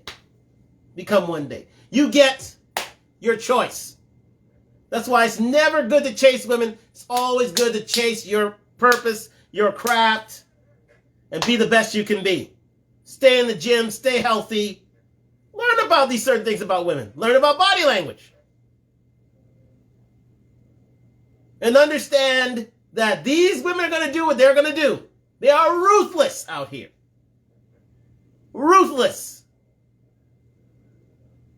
So do we owe Brittany any understanding? Yes, understanding what her life wants to be. But at the end of the day, she did this eyes open, guys. Eyes open. I'm not going to generalize all. I just can't. Like, we can say majority, but I'm not going to generalize and say all. Because it's like, what my biggest issue is like, once you hit a certain age, you're no good. Okay, so women, we hit 30 and we're basically useless to society. Okay, to most men, that's how they're going to feel. That our life still has to go on. I would say not most men don't feel that way. It's again, it's the men that we want that feel that way because those men have options. 80% of men women find unattractive. Those men will date 30-year-olds. They'll date single mothers. They'll do all of it. It's the 20% of men that we want when they say, okay, single mom or no single mom. I'm going to pick no single mom because it's just less headache. Yeah. If I could pick a 22-year-old or a 32-year-old, I'm going to pick a 22-year-old. It's not to say nobody gets through, but just like on the balance of probabilities. No, that's fine. I just think I think that's so cool. What what Pearly Things just said, aka Karen Samuels. I'm sorry, I said it again. It's so cool. What just Pearly Things just said there, and that's the fact that. You know what? An ordinary guy would treat you as a queen, would treat you like, well, short of being blue pill, will pedestalize you. Will worship the ground you walk on, but she doesn't want that. And she literally says, women hate 80%, women have a dislike for, women find 80% of men unattractive. They'll humor maybe 10 or 20%. But of that, 60% unattractive. The top 20%. And that is Brittany Renner's target audience. Her target audience. And she has no room at the end anymore. She has no room at the end. No man worth his salt is going to wife her now. No high value man, no baller, no entertainer. Nobody wants a wife of Brittany Renner now. I mean, there's a small. Let's not say no. Let's say the chances are slim and none that she'll find a baller entertainer to wife her now. Not with the kid, not with a reputation. Hell no. No. That ship has sailed. That's left the port. But she's happy to be on her own. She's happy to trade on her reputation of being a hoe and a 304. And that's the sad thing about it, is the fact that, you know, she can earn herself a relatively good amount of money doing that. But will she get the love of her life? Probably not. She'll get the child support, but not the love of her life. I think the men sometimes get frustrated with us because they feel like we've been sold this fairy tale that's just not real, and these men are not real. Like, to that, and that's where they come in and say, like, women are delusional for, like, wanting these things. I mean, and from their perspective, that's valid. I don't have to, like, if that's however, whatever percentage men you want to say that's how they feel, you're saying all, I'm saying I'm not gonna categorize and say all. I'm saying all of these things. I'll give you 5%. Okay, 5%. Okay, well then I'm only concerned about the 5. Like I have no, like right. I'm not Jehovah's Witness. I'm not here to convert. You guys shouldn't think this way about me. You should see me as see my value. I don't. No, and I'm not saying, like, there's nothing you can do. Yeah, you're where you're at. You can't undo the men you slept with. Yeah, and I don't want to. It just is what it is. You have a child, so you can't undo any of that. There's no point in harping about it. And I think that's the point you generally try to make. Yeah, it's that I accept the repercussions of my decisions, good, bad, or indifferent. But my only point is I'm just trying to, like, let you know this is how the men see it, and this is what they're talking about in the red pill. I get it. There it is, guys. She understands it. She's a hoe, and this is the life she wants, and she only wants the top 5%. She's gone on record to say, I said, listen, this is it. Now, I credit Pearly Thing for just nailing her to the mast on this. I said, listen, that's it. We're done. You got me. I only want high-value men. I only want ballers. I only want entertainers. Because I've been so used to that lifestyle for the last 8 years. I don't want anything else. And that's the same for a lot of women. But the only problem is, the only repercussion of this is that this seeps into the younger generation. That they only want ballers. They only want entertainers. They only want high-value men. And that eliminates a whole category of men. I would say 50% of men. As they say, 1 out of 3 men are virgins or haven't had sex in a year. That number will grow, guys, over time. That number will grow. Within the next 10 to 15 to 20 years, that'll go up to 2/3 of men. From 33% to 50 to 60%. Because all women want to pull their sexual attention to the top 20%. Or maybe the below 20% who they find relatively attractive. For the rest of the guys, oh shit. And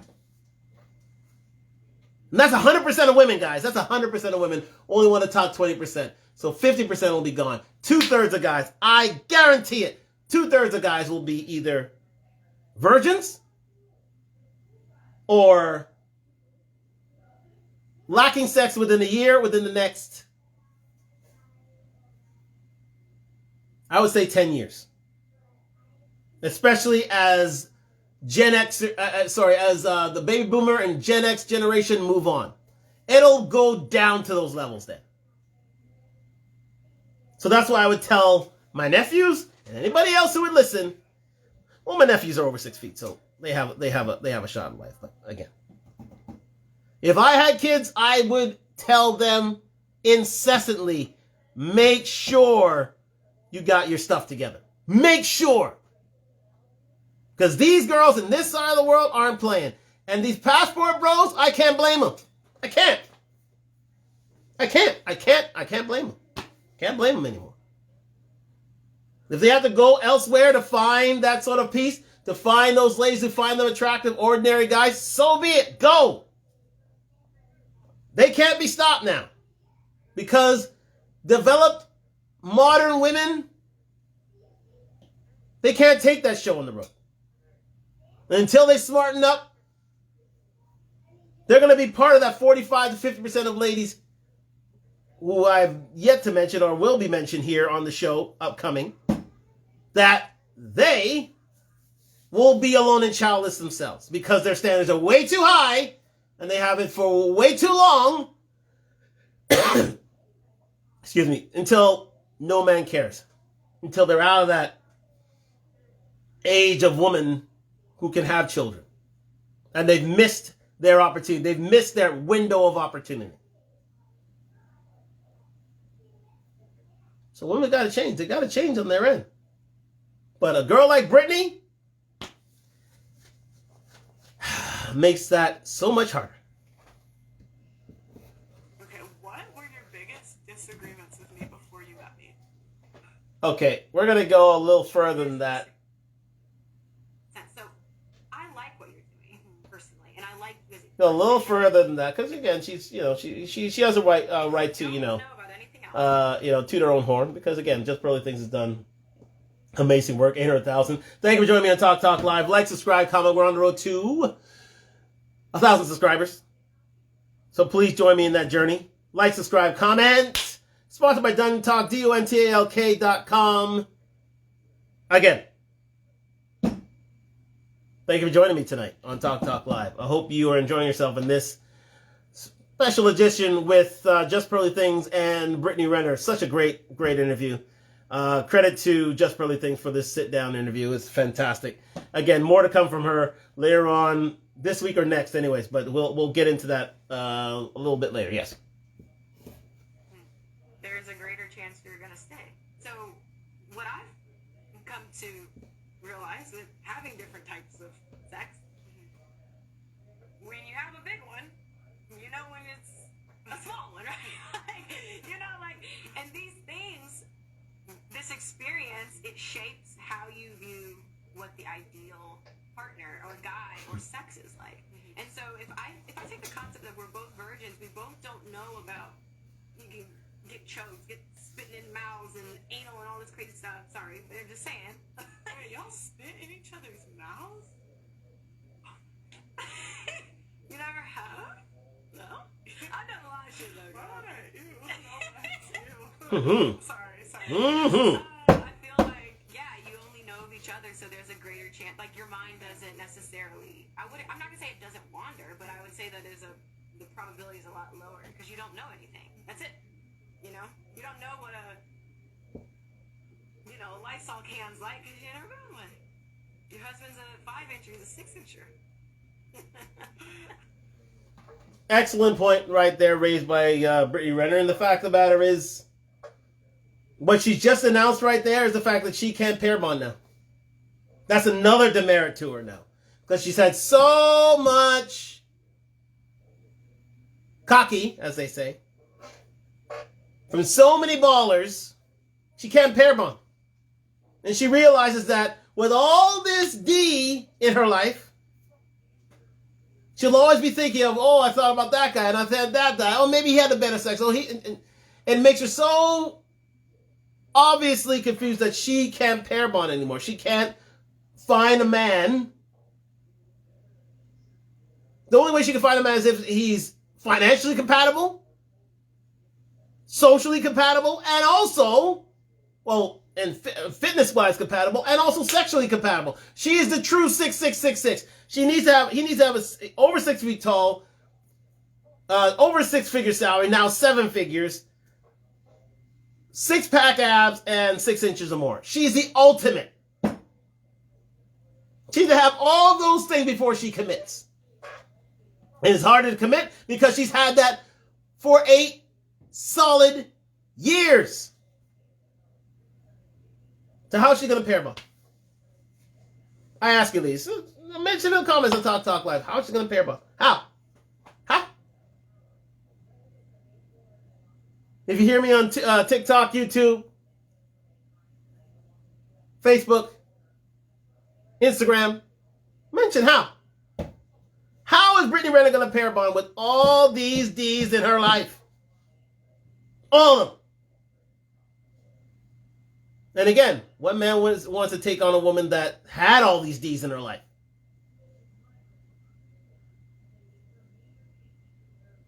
Again, it's self-sabotage. To be fair, Brittany is engaging in self-sabotage. She understands that. She knows that, but she won't go back anywhere else.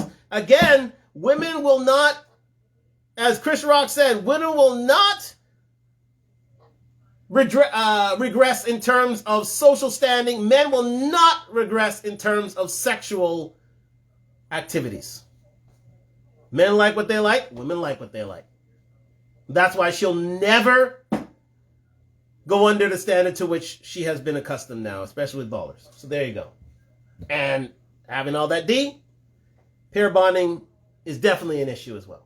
So again, she becomes, again, a 5 or a 4, because how can she get with anybody of any ordinary girth or any ordinary size or any ordinary bank balance or any ordinary height?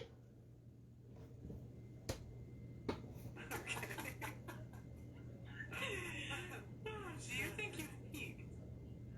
And if so, what age? Peaked in what? Like look-wise? Yeah, look-wise. Do you think you peaked physically, and if so, what age? Like when I was in my best shape. I mean, obviously I've had a baby now, so my body's changed. I will say that the base is still pretty much the same. I feel like my favorite body, if I'm looking back at old pictures, probably 2019. Probably like all the pictures I took then, I'm like, damn. How old were you? 2019. I'm not good at math, but I can't. So about 29, 26, 27. Yeah. I feel like that 3 years ago. I'm sorry. Like I said, yeah. She's 30 now, so I feel like body-wise, 2019. Yeah, I feel like that was my favorite body. Because again, I feel like I've always had because genetically I've just always had a really nice body, and I was always in the gym as well. But I think I was a lot skinnier in the 2015, 2016. So 2019 was probably like my favorite, and then. When do you think most women peak? Also, Probably like mid-20s, maybe, yeah. I mean, I'm going off of when I look at the girls I went to high school with on my Facebook. I'm like, she used to be that girl, and she's not that girl now. You know, not trying to be mean. It's just like they just look a lot. It's honest. And it's like you can't control a lot of it. It's genetic. So unless you have the money to get like work done, you're going to age. It's a natural thing. So I don't even say that to be nasty. I just feel like probably like mid-20s, like 25, 26 maybe. Usually, yeah, that would be my guess. I actually think most girls peak at like 19. I think most of them. 19? Yeah, I really do. You're like still babies, I feel like. You're still growing into your body and stuff. Most girls I know in the U.S. are fat. Like, most girls are in better shape when they're 19, and I think that's like half of it. Okay. Just pearly things. I love you. I love you. And ye is, again, in a country that is so obese, it is true. The best, fittest years of a woman's life in that, well, in the United States, in most countries, as in most developed countries, is probably when a woman's in her teens. Or just coming out of her teens, 18, 19, around there. That's her peak. After that, she puts on the college 40 pounds. So she comes in at about, if she was 120 then, she becomes 160, and then she usually piles on from there. Unless she has a fitness background or is a fitness guru of some kind. And especially the black women who are 55% obese. Again, come at me in the comments, but look at the statistics on blackdemographics.com. Demographics made by black people, for black people, from the CDC, from the Department of, from the Census Department in the U.S. So, she's absolutely right. 19, they usually peak. A girl like Brittany Renner, she could take that on forward because she stayed fit. She knows she had great genetics to start with.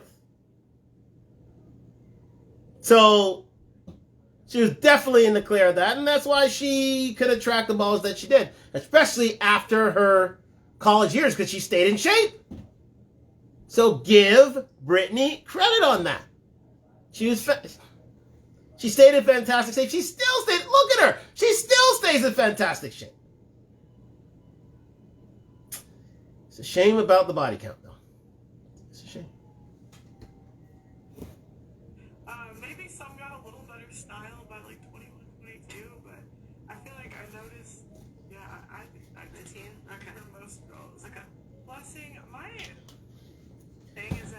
Yeah, I'm just gonna fast forward to this to like the 101st minute because she's gonna get into some other questions here. So let us move on to right around there. It's a lot of the stuff that we talked about, you know. Yeah, I think if I have to do it again, but something tells me, there may be another one in the future. Yeah. Do you want to get married? And are you okay? Would you be okay with a long-term relationship without marriage? Yes. I've actually thought about this because I would. I don't even think it's really the paper that I want. I think it's just the commitment, and like I think I like the idea of a wedding more than we have to go sign this, and then when we divorce, the courts are in our business because of like what I'm going through with the child support custody stuff. Getting out of that contract is going to be hard, right? So yeah, I would want still I want a ring, still would want a wedding, but I wouldn't have to. I don't think we would have to do it under the courts. Yeah, it would just be a commitment to each other. And I've actually thought about that because I think she wants a informal wedding, which is cool. So unless we can work something out between us, we will be going to trial probably in a few months. There we go. That's what I wanted to talk about. Can I ask you, because I was just thinking, can I ask you about child support and like that? So they're saying you get $10,000 a month on child support. No, I don't. I do not. I don't get 200,000. I don't get 10,000. And right now we are going through the process of child support and custody. So unless we can work something out between us, we will be going to trial probably in a few months. Right now, I'm getting $2,500 a month. Okay. Could you do just like 50-50 custody with him? Would you want to do that? Because of his career, he most likely would not be awarded that because he's on the road so much. I'm very open-minded. Whenever he wants to see our son, we come get him. Like, he's getting them from the 29th to the 7th because he's traveling on this 2-week period right now. So anytime he wants him, I let him see him. Like, I mean, I love PJ. That's why I had a baby with him. So despite like all our shit that's been out there and how hard it has been transitioning from romantic to like basically strangers that we got a co-parent now, I still love him. I love him to death, But yeah, so with the custody stuff, I'm very open-minded. I just think with his career, it would be hard for a judge to like award him 50-50 just because he travels so much. Because in my head, like, isn't it something that could be worked out like outside of court? It is, but hearts don't break even, and I think in his mind, he has a number, which I won't say, but he has a number that he wants to stick to.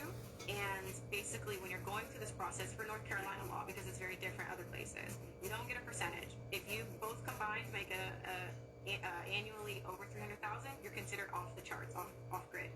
So then, at this point, you have to prove how much you need in child support. So any bills that my son occupies, rent, car note, cable, groceries, those are things that my son occupies.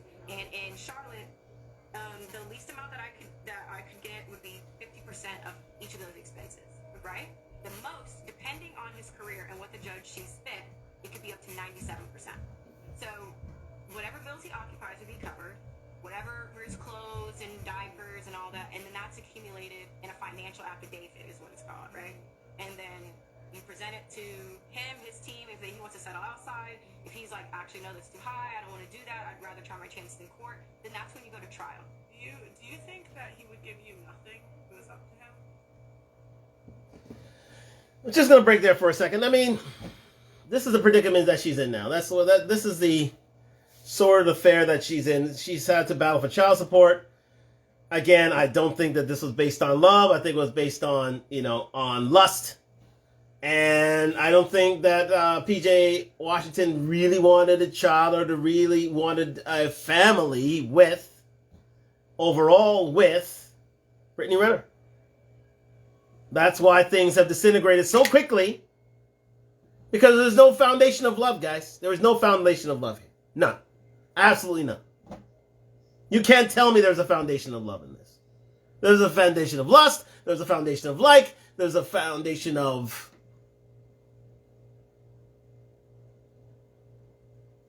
Things were just blooming at that time, and quite simply, when she became pregnant, that's when things disintegrated, because I don't think he really wanted a kid with Brittany. I think he saw her as a jump off. I think he saw her as one of as another story in her book.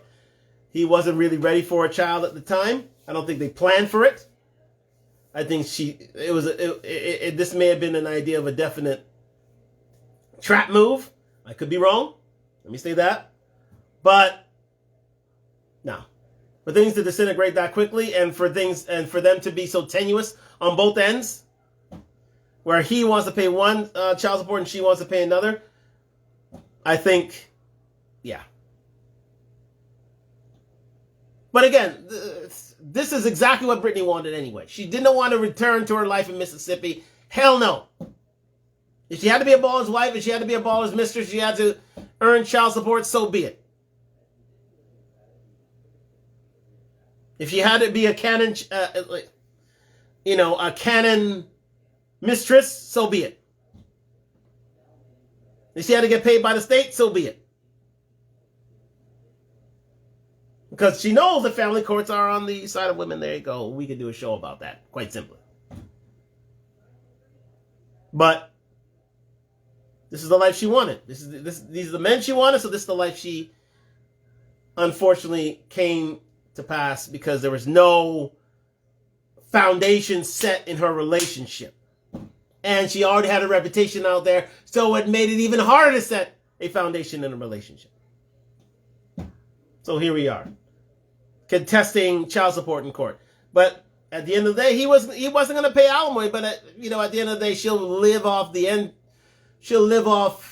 what child support provides, as she will say here. For the first 2 months he gave me up. Do you think that moving forward he would continue to? I think he would just give me $2,500.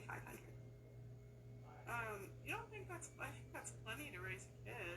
Well, when you go based on the laws for North Carolina, it's all of the bills that my son occupies. Mm-hmm. So my car note is, I think it's $2,000. Our rent is $2,750. All of these bills. So I'm saying it's those two bills alone are already around. But so this is just like the way the men are gonna see this is like, it's like you're almost becoming entitled. And I'm not trying to offend you. It's just like, because to me I'm like $2,500 a month. Auntie said she could do it on like $200 a month. No, that's fine. But in reality, she doesn't have a baby with an NBA player, right? So what also is well, let me finish though. Go ahead, so why it's entitled? It's law. This isn't like my personal opinion, and I've learned actually a lot about the law in Charlotte for child support. My mom got $100 for me and my brother, but again, it goes off based on your income and what the child would be accustomed to. So that's where all of the opinions don't fucking matter, because if my son is getting picked up in a Lamborghini, it's like he has to be in a equivalent. Like the judge doesn't want there to be too big of a gap. And that is law. So people can be upset and feel how they want, but take it up with your judicial system. Like, this is what it is. Yeah. But like the whole So there it is, people. That's why I say this was her plan all along. From the time she left Mississippi till now. She was not going to be put into a situation in which she was as a child, getting $100 a month for child support as her mother did. She wasn't going to be put in that position. She will not be resorted to that. So her only intention was to ball as an entertainer. She was not going back broke. Brittany Renner was not going home broke. Get rich or die trying. That's her motto. As it is with most women of a certain look and of a certain standard of look.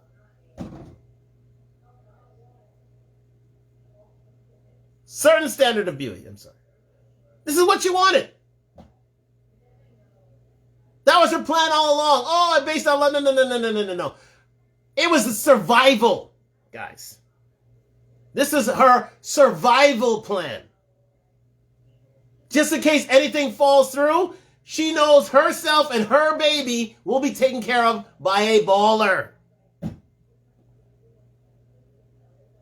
That's why I say to a lot of my men in the sports field, be careful. Because These ladies want to be just like Brittany. And they had a one-track mind. Look at her face. She had a one-track mind, and she was serious. Ordinary guys wouldn't cut it. She was not going back to that life. She lived that life, and she did not want any part of it. No part of it whatsoever.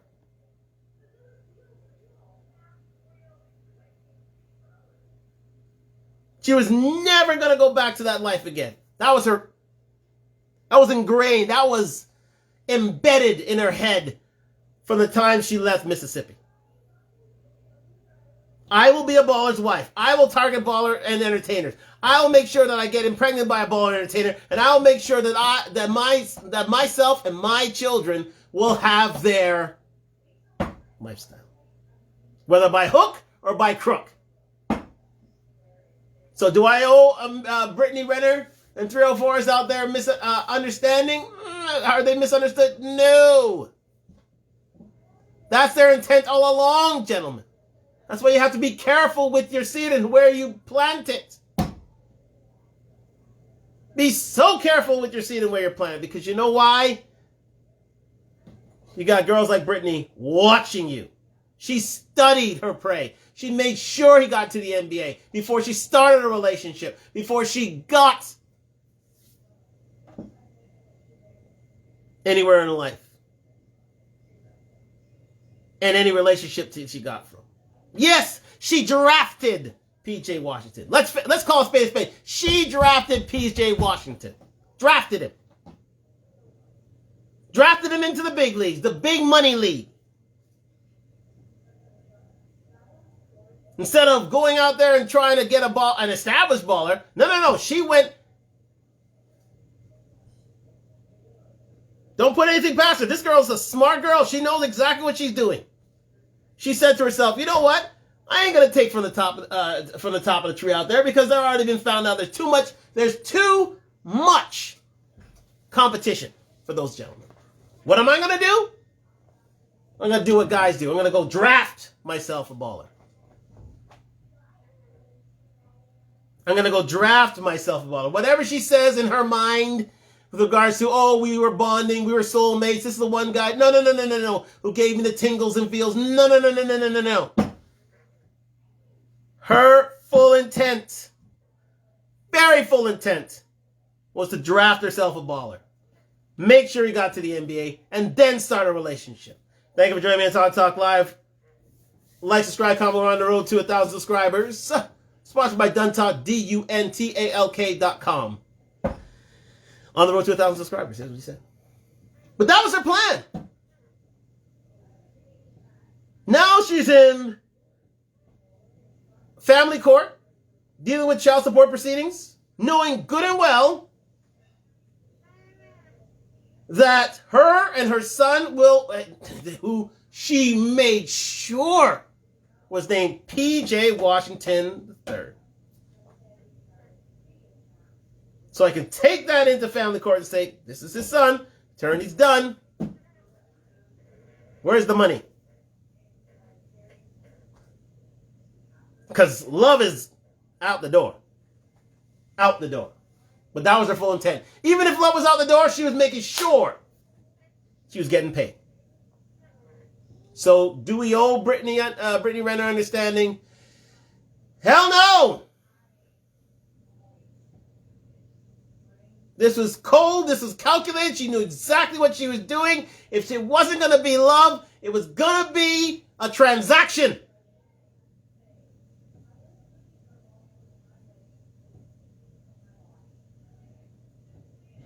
Instead of getting a guy from the NBA, she made sure she drafted one that was going to the NBA. Plain and simple. You don't have to go to court over it. No, I would like to settle it outside, but you can't. If I can't, let me finish that. Go ahead. I have tried to settle this outside, and there's still a chance that we could, right? I have given my financial affidavit. They've subpoenaed my stuff. They know what's going on in my business. They know what's going on. I do not have the final say. Okay? So if he doesn't want to settle, he does not have to. We can have a judge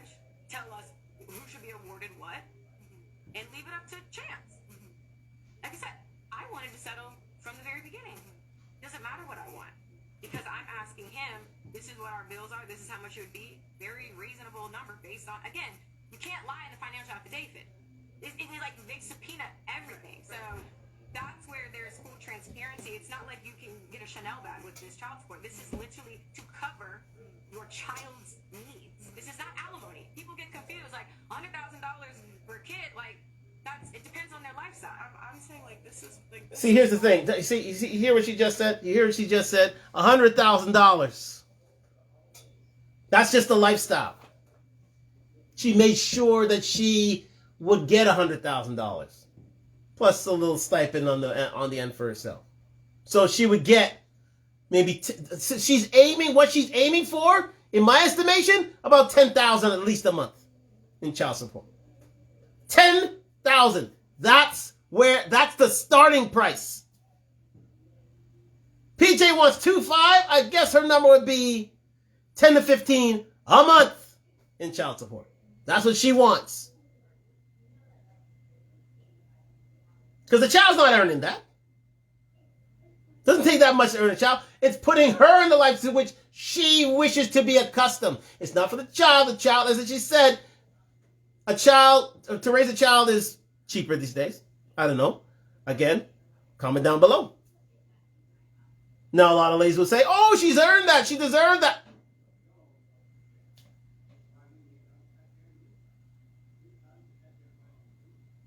And that's why I say, gentlemen, be ever so careful with these. You gotta be ever so careful with these ladies, especially if you're a baller, entertainer, or a high value man, because these ladies will try to trap you.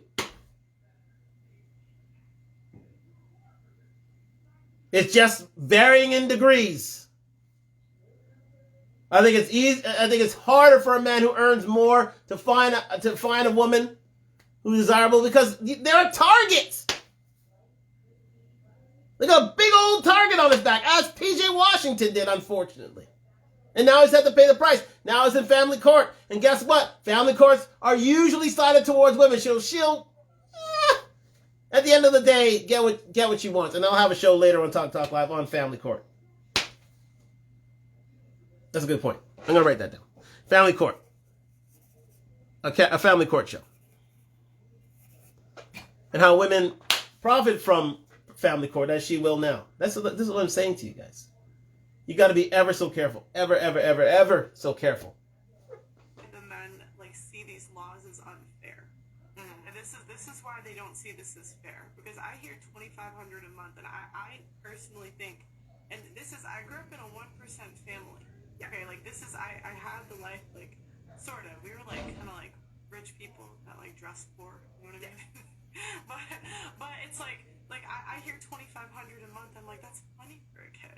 And I'm not trying to. No, that's fine. I don't think it's gonna damage a kid if one's in a Lamborghini, one's in a Honda Civic. But I'm telling you, that's up to judge. That's up to the judge, and that's up to law. And again, so if you are in, like I said, it's greater than equal to. So if you're using a $1.6 million, that's a fucking ideal world that we don't fucking live in. Well, and the feedback I've gotten from.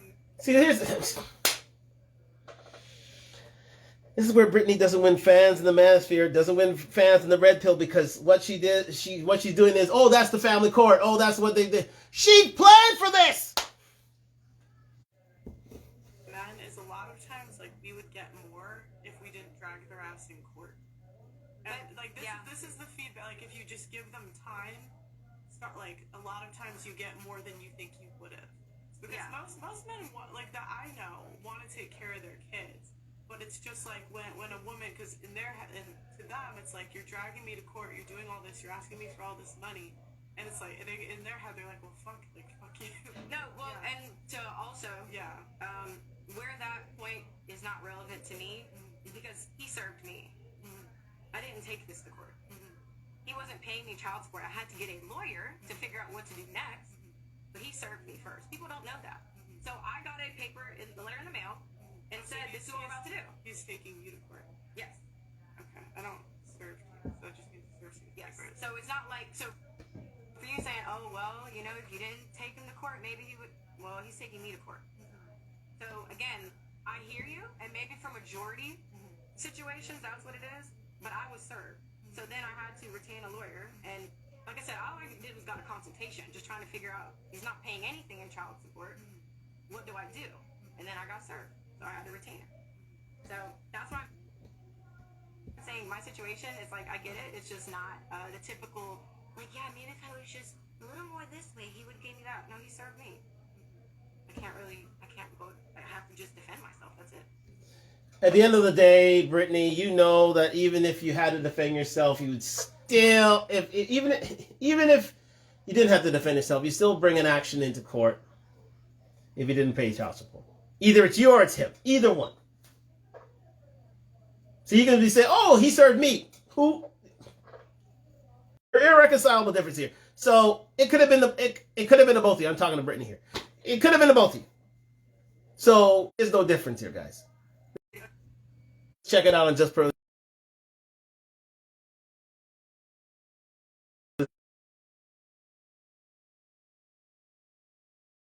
Kind of. I don't think it's gonna There we go. damage a kid if one's in a Lamborghini, one's in a Honda Civic. But I'm telling you, that's up to judge. That's up to the judge, and that's up to law. And again, so if you are in, like I said, it's like greater than equal to. So if you're using a $1.6 million house, a $500,000 house, $400,000 house makes sense. Like, I'm not saying you have to be 1.6 million. Like, that's not what it is. So like I said, people are allowed to feel that way. I would love if people were just out of the business in general, the court system, and there was something that could be worked out, but just between families. Like, that's it. But that's a fucking ideal world that we don't fucking live in. Well, here's the thing. From men is a lot of times, we would get more. Here's the thing. I just heard a housewife, but here's the thing about that. That again, Brittany Renner is not getting the point of. Well, she knew the point. Here's the point. The point is the fact that she knew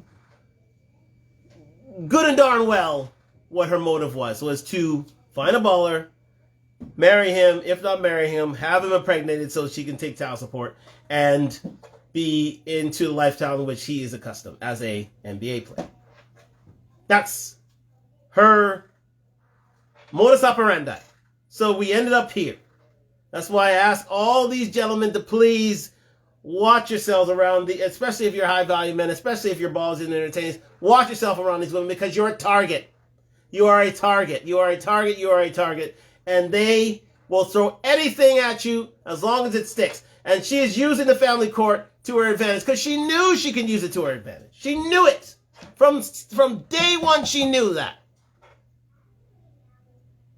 In which she had to get child support. It may not be alimony, but if she gets child support, it's in a way in which the child has to be put into a platform in which he is accustomed as a woman. As she said, if he comes back in a Lamborghini, then therefore that Lamborghini needs to come back to a house of $500,000, $600,000 standing, in which the gentleman has to pay the lump sum. That's why I say, is she misunderstood? No, because her whole idea was to start it that way, to make sure she ended up that way. Now we're here. So do we owe understanding? No, because she chose this eyes open. Didn't want to go back to Mississippi, stayed in Los Angeles, now in Charlotte, into a lifestyle she dreamed of. If we didn't drag their ass in court. And this is the feedback. If you just give them time, it's not a lot of times you get more than you think you would have. Because most men that I know want to take care of their kids, but it's just when a woman, because to them it's you're dragging me to court, you're doing all this, you're asking me for all this money, and it's in their head they're well, fuck you. No, well, and to also, where that point is not real. Served. You would have served him. Yes. So we move on. Tweet, did you comment defend yourself or what? Literally. And that's when all the videos came out. Yes. Yeah. So that's what happened. Because when I'm telling you, I've been through some different things. Giving birth, how I felt after, I don't know. It was just like a crash, hormonally. I was going going through all of this stuff, and you just feel like, for me, I just felt like I was like, you just wanted to die, right? And when he said that, I was like, delete the fucking tweet, you know? Like, he ended up deleting it, but the damage had already been done. All the blogs picked it up, all these stories started circulating, and I did not tell my story because, quite frankly, nobody gives a fuck. Nobody cares that I was cheated on. Nobody cared what I went through when I was pregnant. Nobody fucking cares. So what do I look like going on live, crying about my baby daddy, about a decision I made ultimately, right? This is who I picked to be my child's father. I don't need your fucking sympathy. And I don't need your fucking empathy. You're not going to understand even just in this interview right here. People may have a better idea, but you're still going to think what you want to think about me. So for months, I was silent. But you know what I did? I leaned into being a villain. Okay, well, you guys think I'm a piece of shit? You think I'm a monster? Well, I'm going to show you what a monster really is. So then I'm on Jackson State's campus, taking selfies. Hide your son. Because you guys were already saying that in my comments. So instead of crying, that's kind of funny. No, it was funny. It was hilarious. I loved it. You know, so I'm like, let me just laugh at my pain. Just like with you. Like when people say mean stuff about you, okay, this is what it is. This is how I feel. You're not going to use this and hurt me. And that is probably something like, so you're almost like sometimes you're trolling the comments. Oh yeah, absolutely. But people don't know my personality. People think you're being serious. Yes. Because they don't know my humor. They don't know my personality. They don't actually even know how I cook. And I have been on social media since July of 2012. I have seen Instagram in its many phases before there was even videos on there, right? I don't know another way. Because if you read shit and you obsess about it, you're crying in the car. Right? I feel like kind of a guinea pig because I'm one of like the original Instagram girls, right? So I just feel like I don't like to explain myself to strangers. Now, me and you are talking where I want you to understand. You're asking me a question, I'm telling you the truth, right? But to a bunch of strangers who have no desire to listen to me, as you are, I'm not explaining myself. Go hide your son. I don't care. You already think I'm this anyways. I can't convince you otherwise. And again, I'm not Jehovah's Witness. I don't convert people. You ain't a believer, I ain't here to convert you. So yeah, a lot of it is like my personality. People don't really know who I am. Now, moving forward, I don't really like to troll as much because I realize how damaging being something I'm not, a villain, how damaging it has been. Because that's not my truth. Like you see me, I'm really just a little sweetie pie. That's just kind of how I am. I don't like people to see me vulnerable and nice and he's actually likable. Because at one point, I would have rather people fear me, think I'm a succubus, evil whore. Because I didn't want people to see this mushy part. Because it's disgusting, right? And that's why I've always judged that part. But I've told myself, I'm going to authentically be myself. If it's not as exciting as being a villain, right? If I don't get as many clicks, if I don't get any more followers moving forward today, at least I can say I'm being myself. Because all that shit show, that wasn't me being myself. That was me playing into a character that is like not even a fraction, like 5% of who I am. What do you think about I'm gonna leave it there. I think we're good in that front, and I think that's where you get the true, authentic Brittany Renner, right there. I think she knows that her behavior over the last 10 years of being the villain has cost her dearly. It's cost her dearly. It's cost her self-respect. It's cost her the patience among men. It's cost her, I think, her relationship. And all after 10 years of Instagram, of which she was addicted, proper English people, of which she was addicted, that at the end of the day, understanding matters.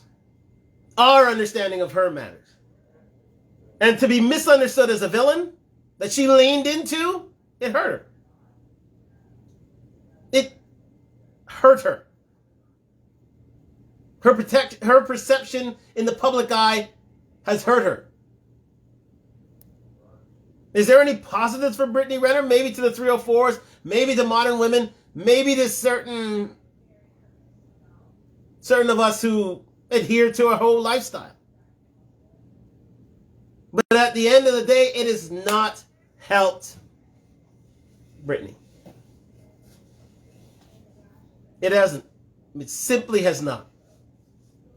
It's led to her misunderstanding. So has she misunderstood? No. She created this character. She created this life for herself.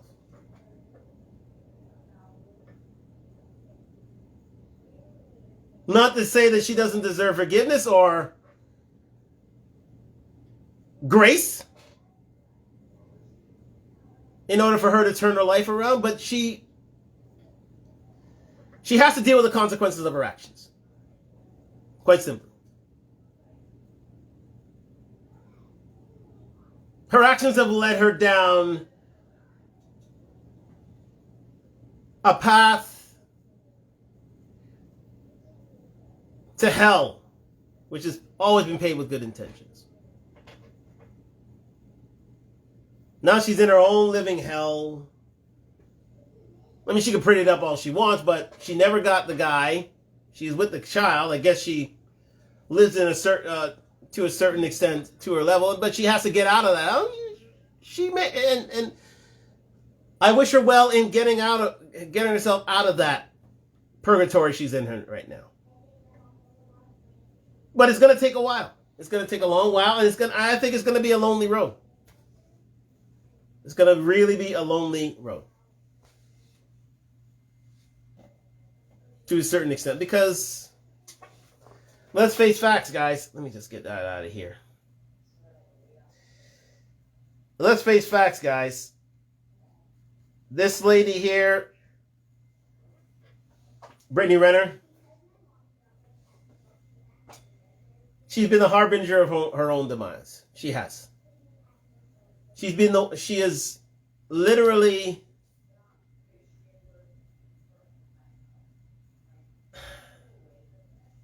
a victim of her own circumstances, a victim of her own choices. Really and truly. And if you can't see it after these last near 3 hours of broadcast, I don't know what to say. But I wish her well. I wish Brittany well. I wish that she can get her life back together, that she can find the peace and solace that she wants, that she's as successful as she can be at the end of the day. But this is a hard, very hard reputation to shake. Especially in the eyes of men. Especially the men she wants to attract. The audience she wishes to cater to. Because she's just going down the path of Carrie Steffens, and she's following swiftly behind Amber Rose. Swiftly. To a point where maybe she needs a tattoo on her forehead. Maybe she needs a tattoo on her cheek. Maybe she needs a tattoo on her arm. Sully herself enough so that the outside looks as it does on the inside. And that's a shame. That's a real shame. But I wish this to be a cautionary tale to all those Gen Z ladies and beyond who want to emulate this lifestyle. Because more often than not, this is the road you're taking. This is it. It's better to be virtuous than this. I'll say it again. It's better to be virtuous than this. Than what we see from Brittany Renner. Because through her own decision, she's going through her own hell. To a point where, let me just play this short clip from my man, Mediocre Tutorial and Reviews. Let me just widen the screen here so we can just end it on this good note. Thank you for joining me on Talk Talk Live. We're just going to play this out. Sponsored by Juntalk, DUNTALK.com, DUNTALK.com. Like, subscribe, comment. We're on the road to 1,000 subscribers. Mediocre Tutorial and Reviews on the Brittany Renner journey and how indeed she lies at just pearly things and fails. Let's have a listen. From the beginning. this reputation come about? And do you feel like it is deserved?